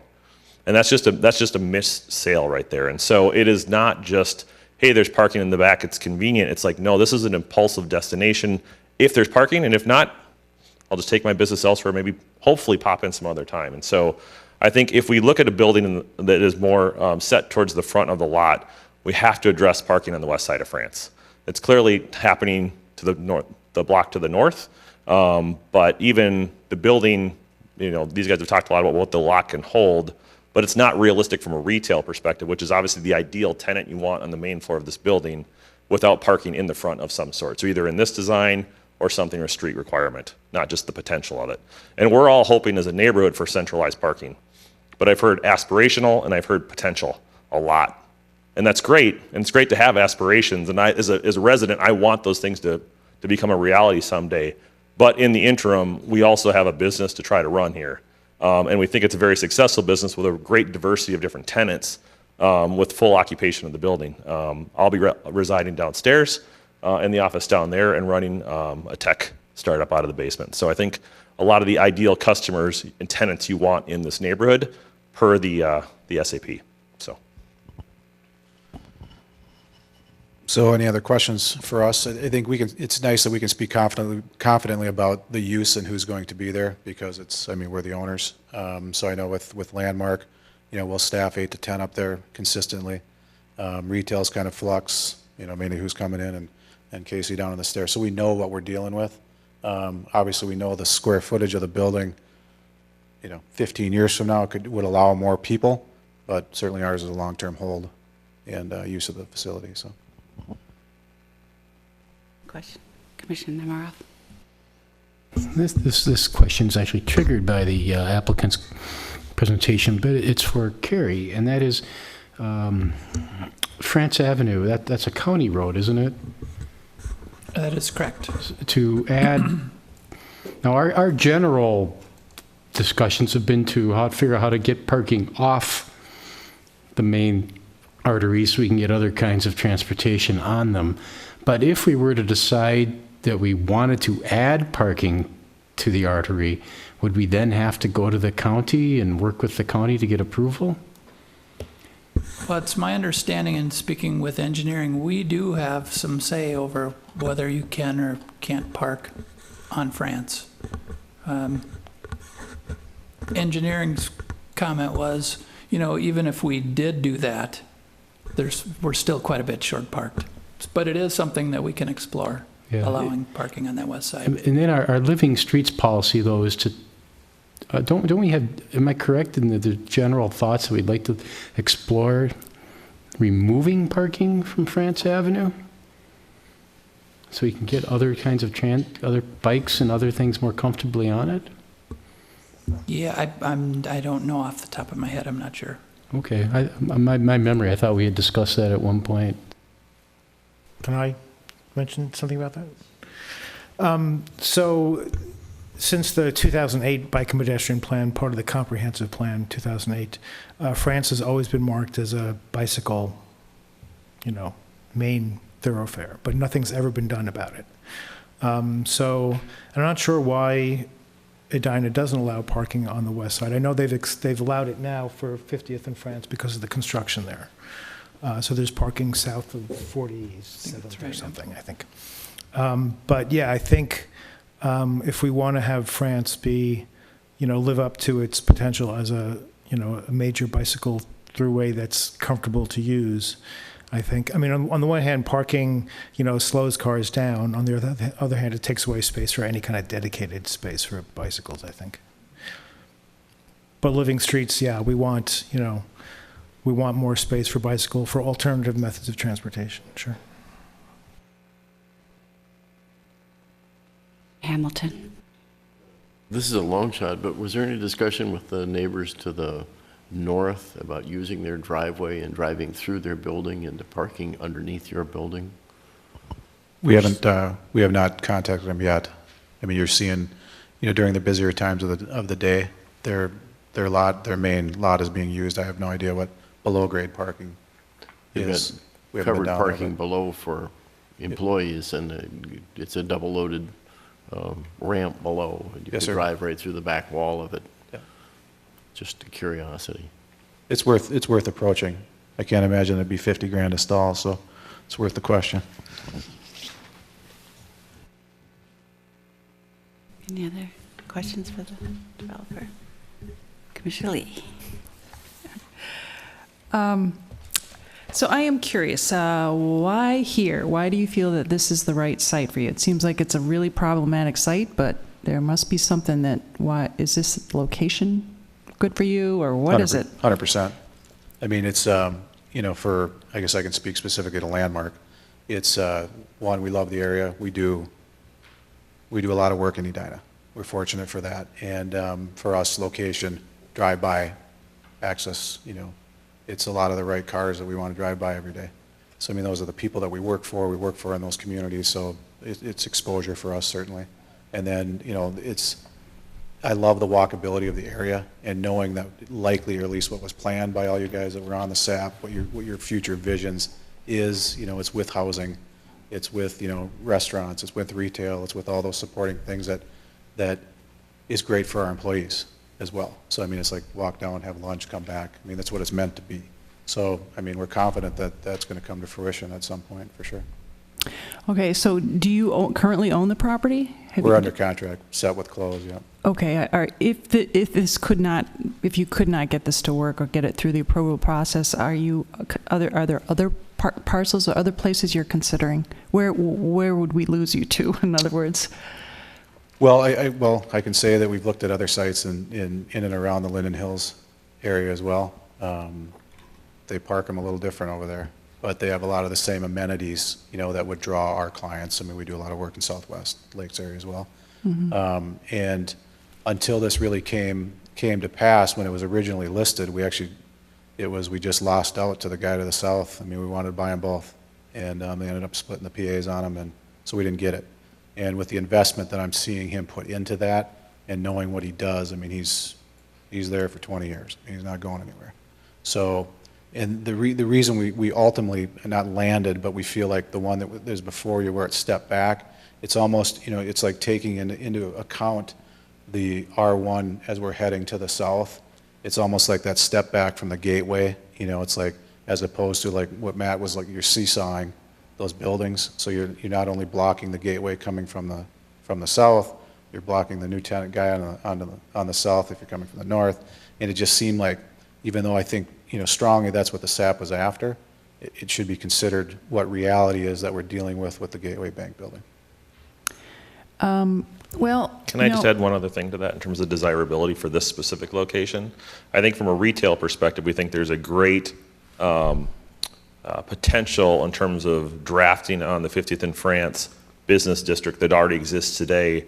You're clearly seeing this already just to the tenant to the north already in terms of what they've developed over the last year. We think this is the next area. In terms of the owners of this building, you know, 75% of us are Edina residents already, half of which are in Morningside.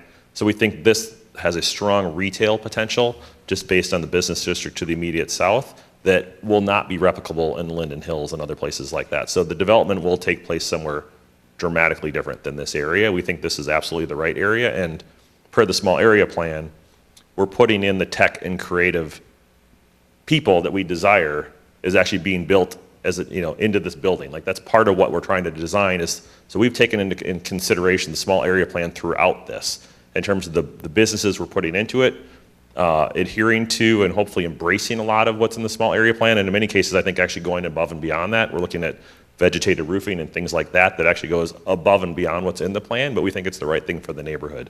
And as residents, we're just obviously hugely of a proponent of that, so. And then my last question is, are you open to making contributing to the district parking costs?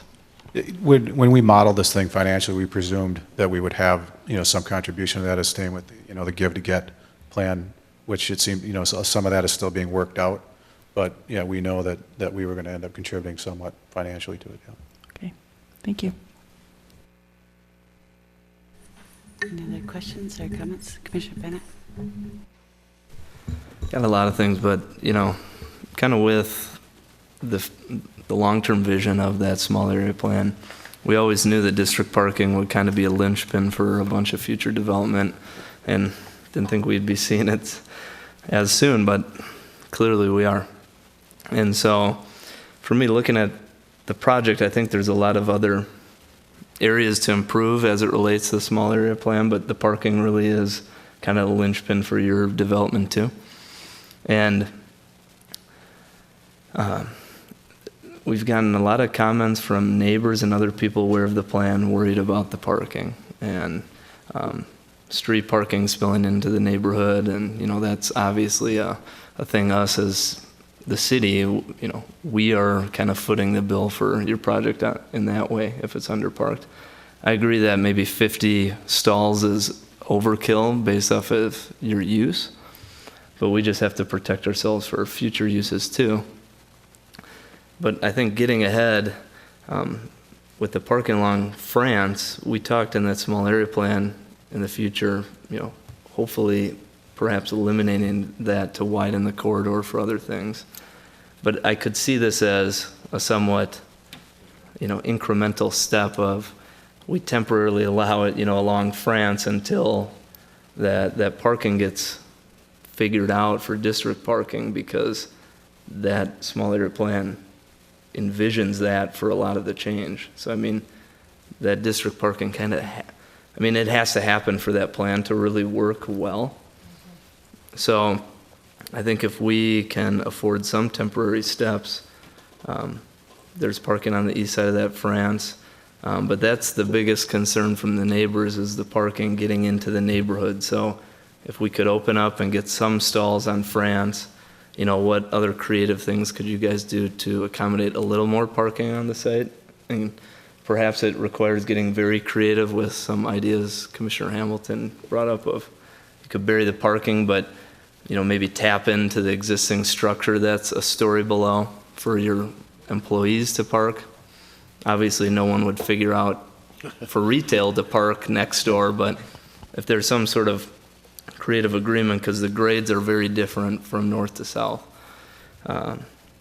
Just thinking, currently, if it's just 8 spots right here, and everyone has to figure out where else to park, and there's no parking along France, I know I couldn't support it, and just how much that'd require the community nearby to have on-street parking in their neighborhood would just be too much. So whatever could happen to temporarily allow some parking along France, and then what other creativity you guys could get to get some more parking there, I think is key. And then everything else you said is exactly what we want. Your use and the fact everyone lives there and what it will do for that area is exactly what we'd want. So, comment. So, thank you. Okay, thanks. Commissioner Miranda.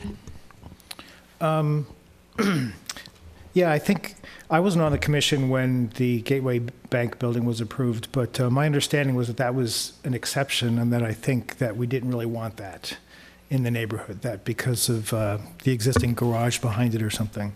That's why that was. So I think trying to, fit into what that looks like, I think is a mistake. I don't think that's something that we want to encourage. As part of the small area plan, I think, we made it pretty clear we want buildings kind of up along the street, the parking in the back. Whether we accommodate parking on France or not, temporarily or whatever, I guess that's, we can talk about that. But I think it would be better, for the street and for the small area plan, and to make it more desirable for people who either bike there or people who take transit there, because the 6th line, of course, goes right through there. To have the building kind of up towards the front. I think that would be a better thing. And I like the renditions that you had for that. There's something else I was going to say. We'll say we prefer that as well, actually, that design. Okay. Because With parking. With parking on France. What's that? With the parking on France. Yeah. I think without it, again, goes back to you're not meeting the needs of the space that you're actually building. Correct. So yeah, we just have to get, because I was on the Transportation Commission before I was on here, and, helped or oversaw part of the bike and pedestrian plan. So I'm kind of attuned to how, and how France really needs to have more infrastructure than it has today. But when that happens, who knows? So I'm very concerned about that. So this is a difficult problem, right? And parking is a problem. When you provide free parking, people drive, right? And if you don't provide free parking, people don't drive. So do we make it paid parking on France? Maybe we should think about something like that. But I think it's a difficult problem. Commissioner Nemroff. So I just wanted to follow up on Commissioner Lee's question, and that is, as I understood it, in terms of contributing to the parking, what you're saying is when the public parking is built, then at that time you'd participate in discussions about a contribution. Is that correct? Yes. But you're not comfortable now to say what a contribution would be in order to get the building approved? Any more than you guys know what the number is. I'm sorry?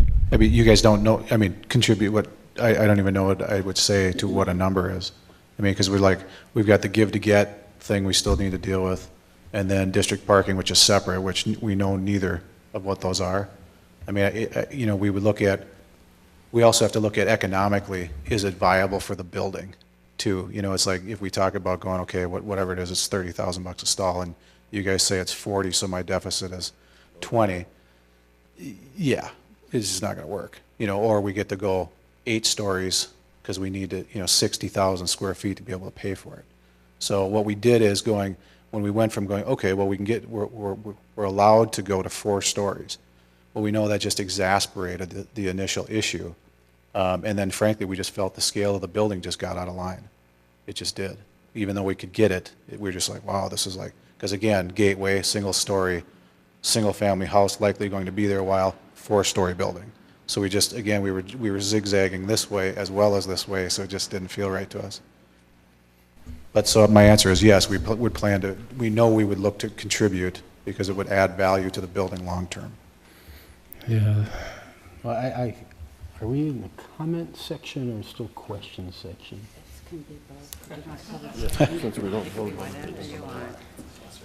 Okay.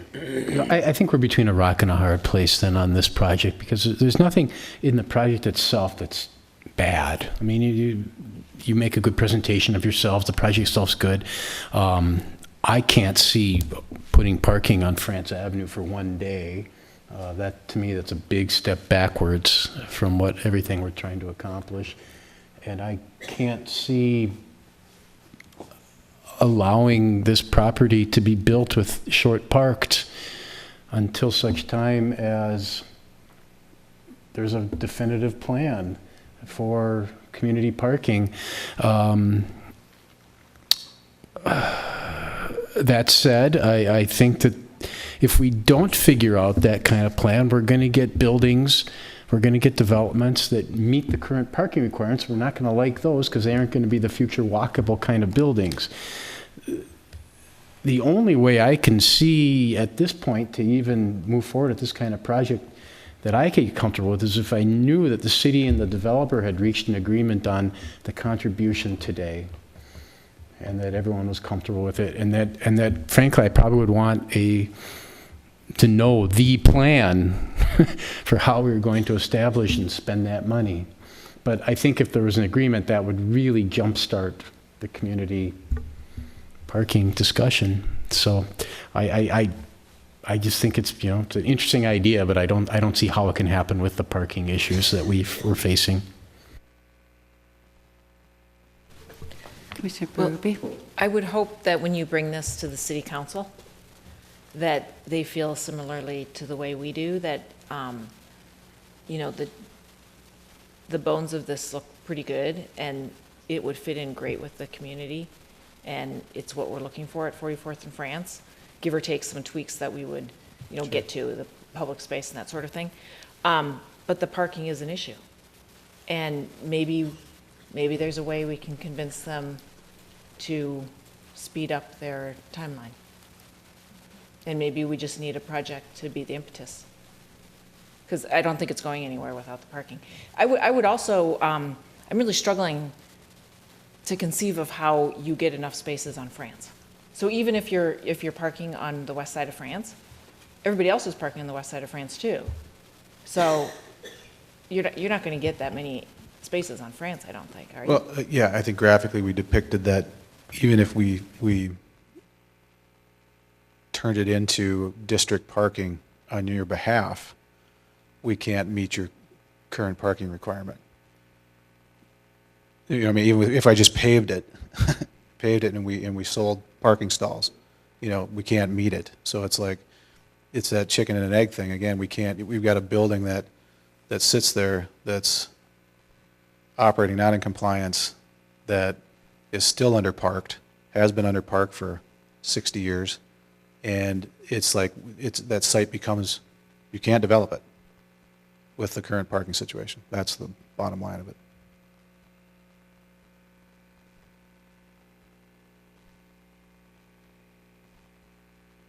Commissioner Thurston. 3 comments.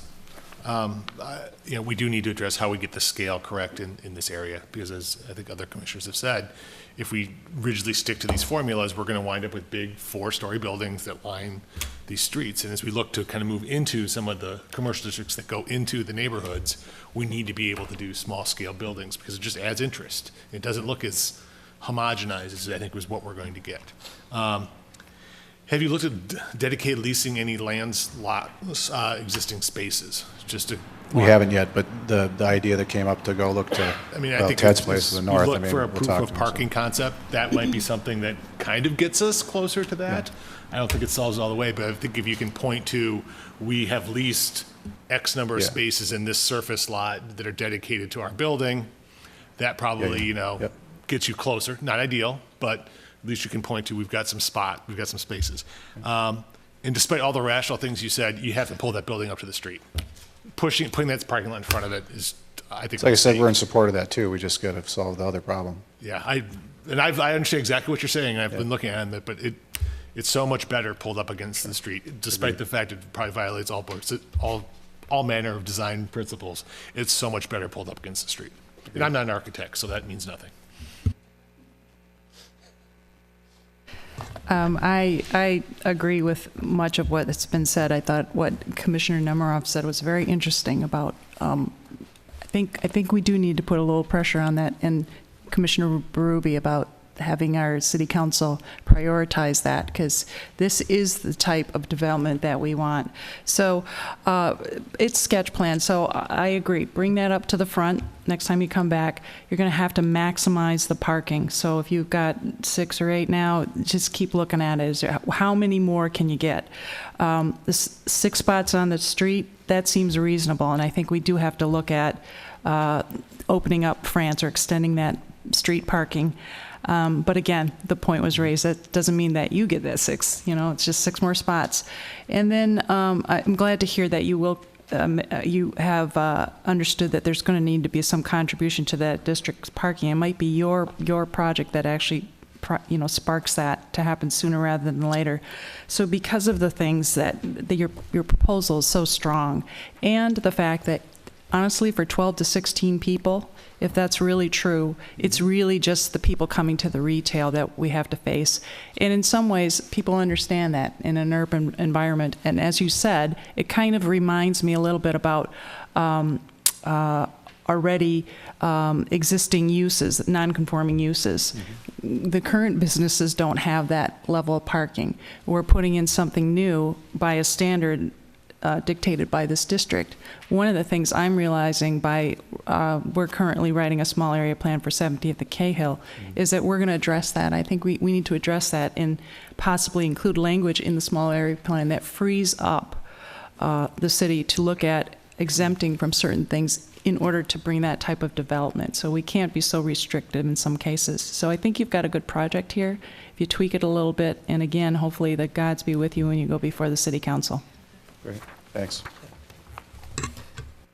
Well, and just to add, I always come at the end, so everything I have on my list has been mentioned, but again, yeah, it has to go to the front. I mean, I think when we all saw that graphic, it was just like, yeah, that's what we're talking about.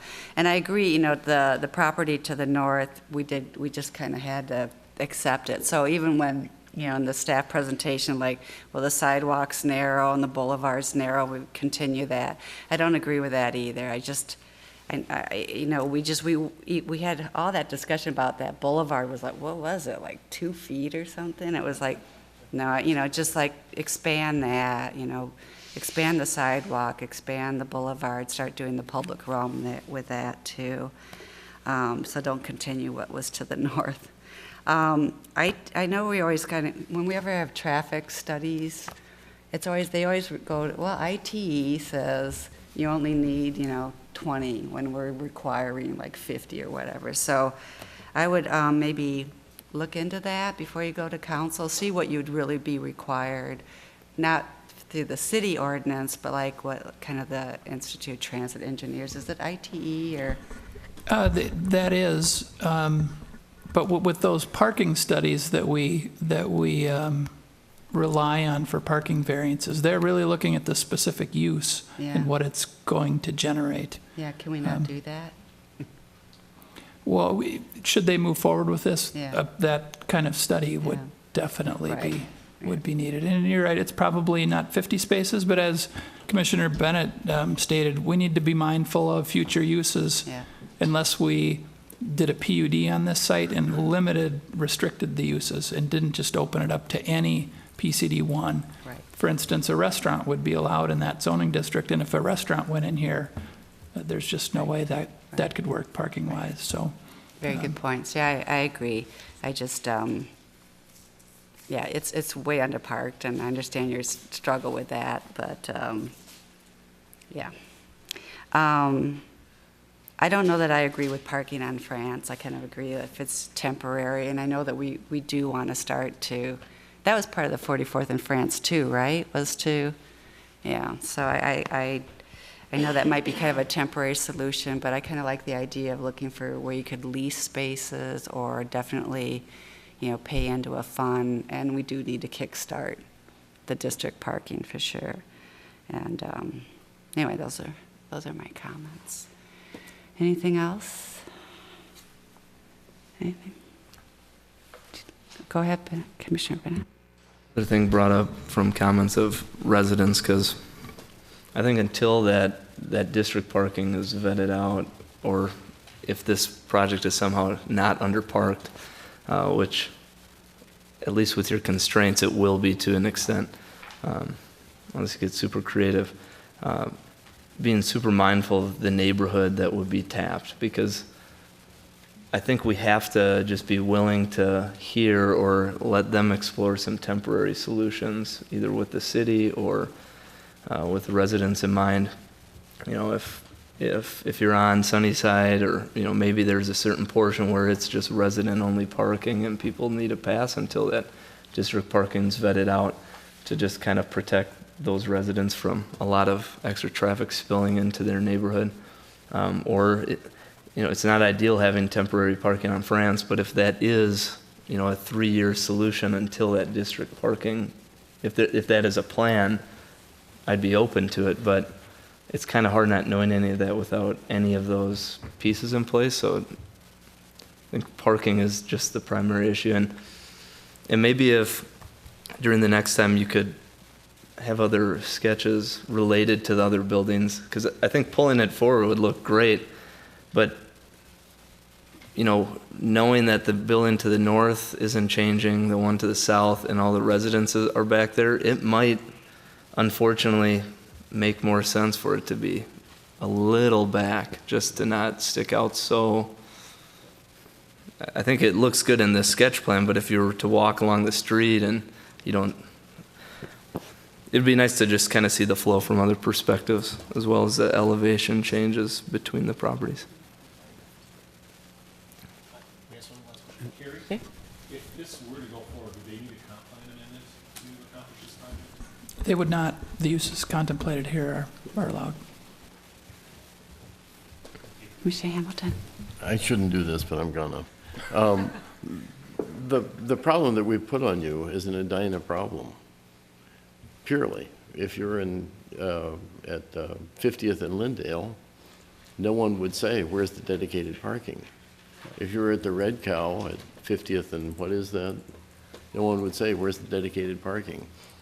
You happened to cross the street and you went to Edina and everybody said, well, of course, where's your 50 cars? You can't park it. We want walkable, approachable retail. We want all the good things that exist in every other community in the Western world, and we haven't resolved how we're going to get it. And now we're making it your problem. I think that we had hoped that the small area plan would resolve that, and it didn't, because you've got citizens who are saying, not on my watch. You're not going to park in front of my house. It's not going to happen. Well, Edina is either a city that's going to solve that problem by saying we believe that retail is important, we believe walkable neighborhoods are important, that we want people to visit our community and be part of it, or we don't. And until we solve that problem, you can't solve it either. And I'm sorry. I'm sorry we've made it this difficult for you. I would love for your project to be there. I think it's delightful, and I would support it in every way that I could. So thank you for coming today. Thank you. We'd love for it to be there as well. Yeah. So I had one quick question in regards to like shared or borrowed parking. Is there a method in place? So say I go to the gateway to the north and say, you know what, can we rent whatever our number is going to be, 10 stalls from you for 10 years? Is there a vehicle in place for you guys that says, yep, that works? Because I hate to go asking. We would consider that, but we would also look at what they need for parking. And they got a parking variance to do what they did. So now we're still short 10 spaces between the two uses. So really when we do a shared or joint arrangement, we have to look at the parking needs for both sites. Right.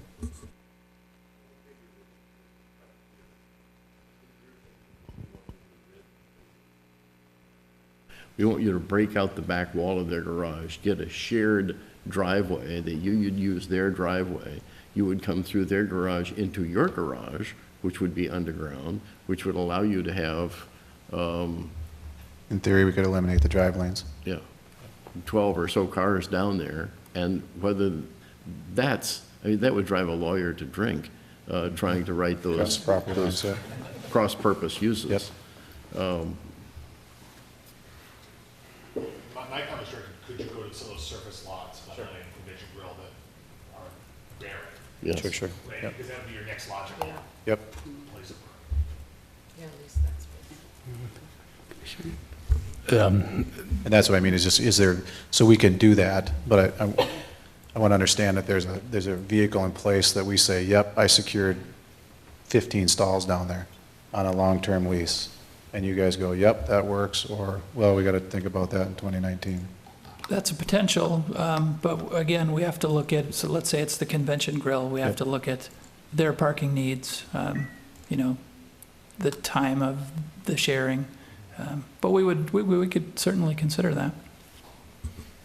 I was just going to say that there are some material differences between 44th and France and Lake and Lindale.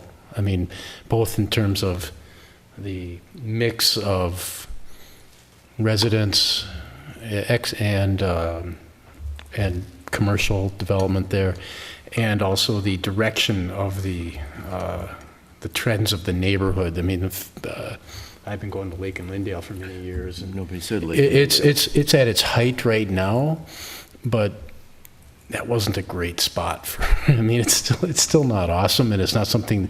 They're just different, and I think people in Edina, when they moved in, had different expectations for what their neighborhood was going to be like than the people that moved into Lake and Lindale. And I don't think that we can just say, oh, let's turn 44th and France into Lake and Lindale. That's why they're different people, different goals for the district, both nice. And we can't just say this would work in Lake and Lindale, so we should make it work in 44th and France. So, yeah, another correction to Commissioner Hamilton's comment is actually from emails I received from neighbors, it seems like for Red Cow, they'd actually on the E Street, they actually do have restricted parking there for residents. So they do have resident parking there. So that's something that, we might consider.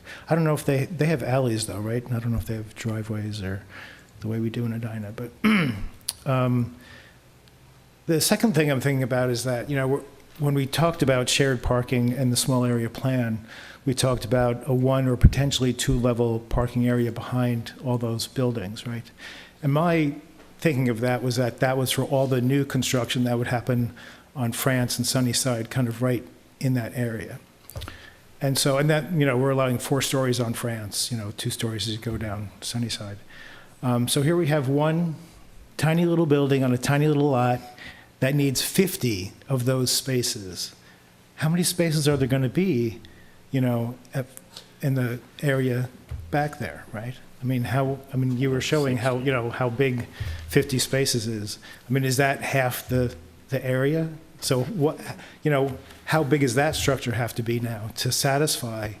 How old are these parking regulations? That's when we did, suburban style development. Yeah, they're pretty old. Yeah. But So, generally we need standard some, for other sure. cities also. But we have been, granting variances for parking isn't new for us, certainly. One of this size is. Right. Oh, we shouldn't go to 0 or anything, but no, I agree. But as Commissioner Hamilton said, and the 44th and Prince, what the city's doing with our nodes, right? We want density there. We want these buildings that are along the street. We don't want huge parking lots in front, right? So these are the issues that we run into. And it's a hard problem. There's no simple answer. But, and then it also competes with bicycle infrastructure, wide sidewalks to make it easy and comfortable to walk there.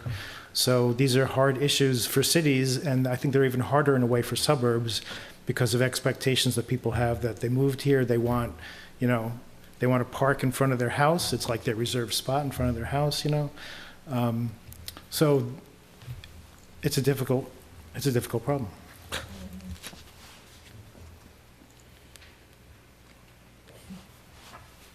Well, there you have it. Thanks, everybody. Thank you.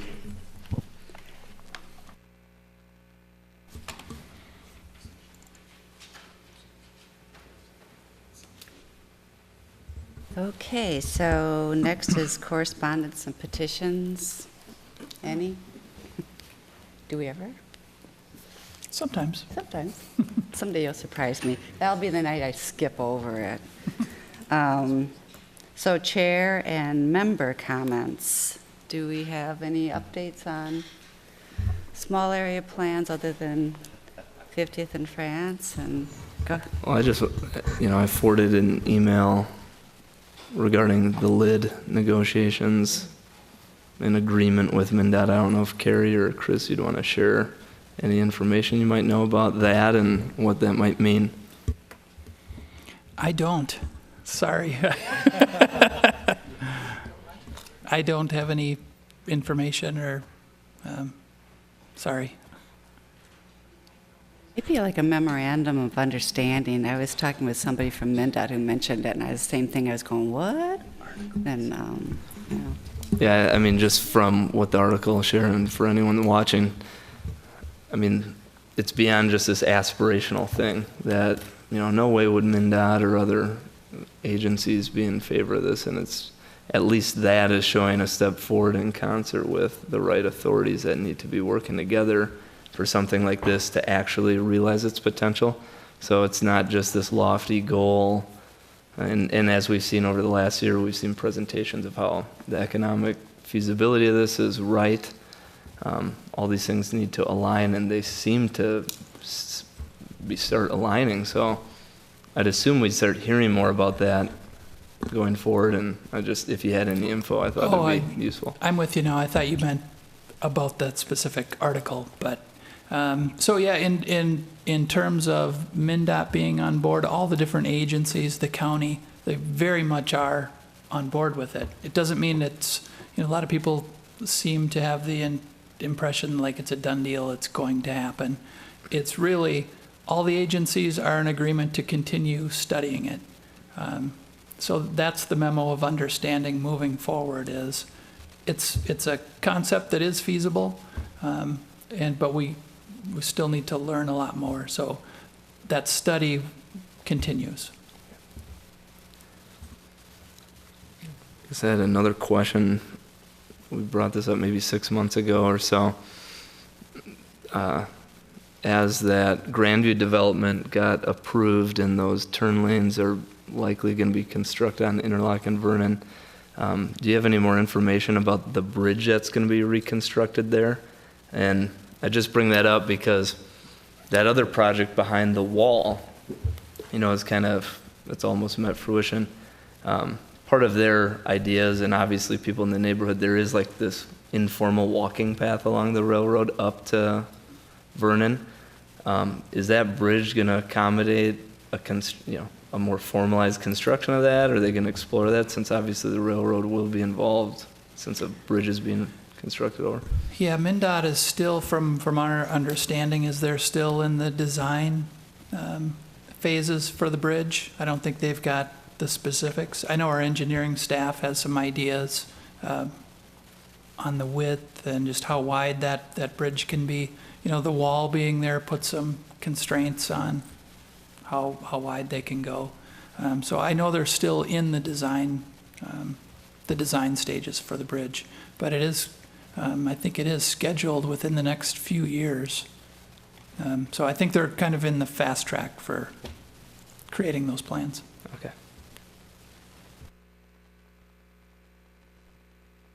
Any other comments, or Commissioner Nemiroff? Sorry, Commissioner Miranda.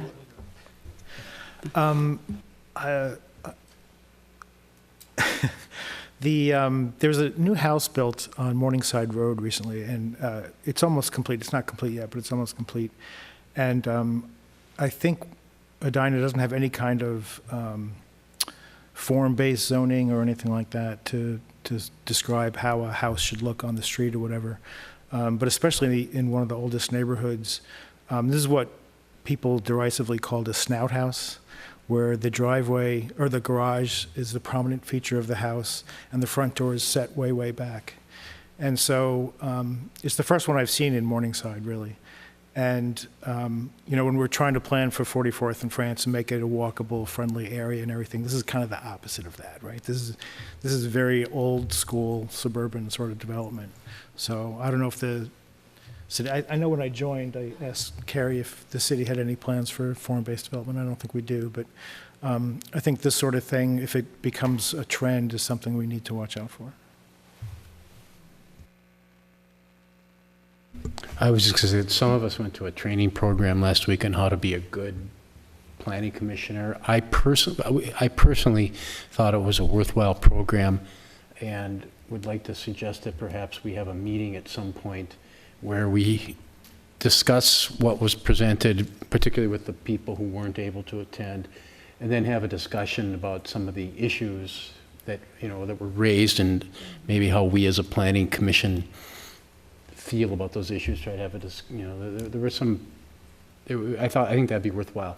Unfortunately, I do think now the timing isn't great. Everybody's doing a bunch of different things, but I think that's something that we should consider. And I would. Oh, one other thing is, when and if we do have this discussion, it would be great to have staff present, because I think it's very relevant and very helpful to have that group discussion.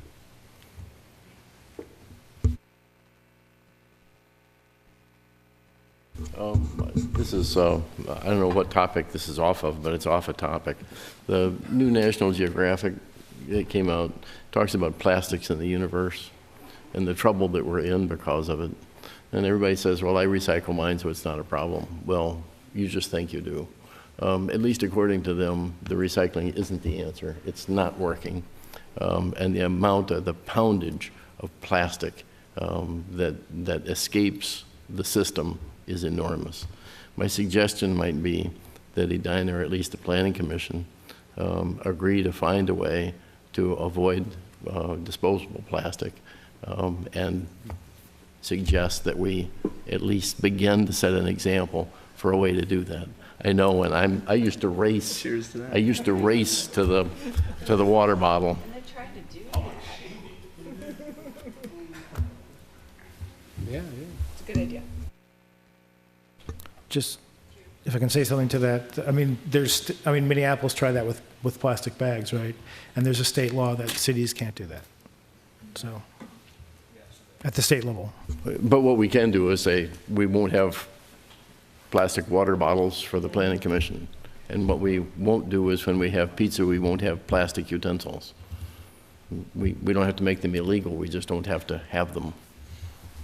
Until the state says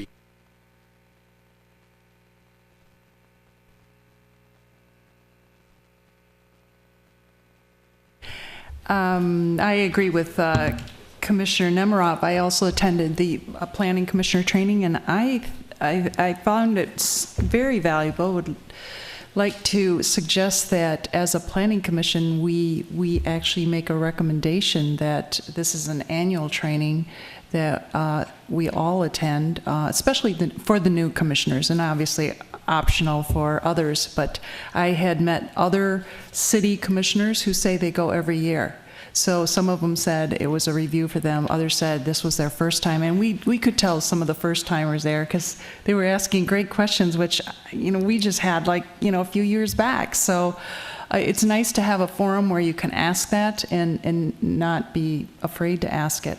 So it was presented by WSB, so maybe that's something that they would be willing to do for our city, but I'd like to put that out there.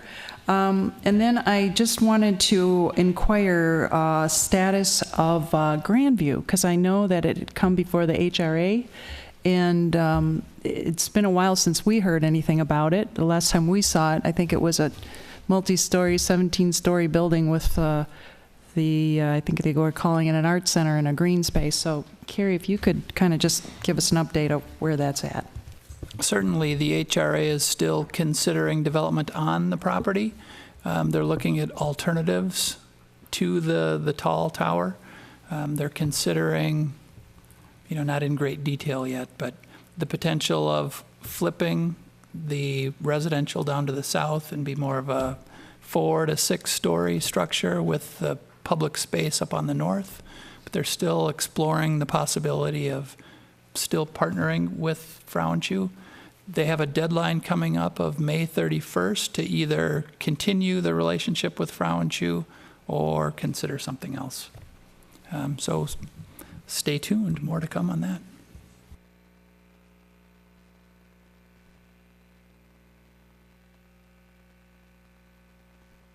Any staff comments? Yes, I'd like to publicly thank Jackie Hugenacker. This is her last meeting with the Planning Commission. As you may or may not know, she'll be retiring from the city after 33 years of service to the city. So,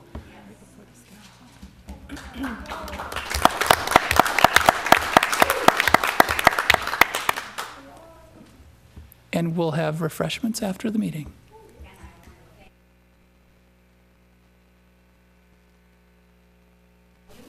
Even if we might not agree all the time, but you're a great group of people, and I just so love working with Carrie, Chris, the planning staff, Kaylin. They're really wonderful, and they're the good guys. Just so you know, they are. I don't know, but they are the good guys for Edina. They made a great city. Thank you. You're welcome.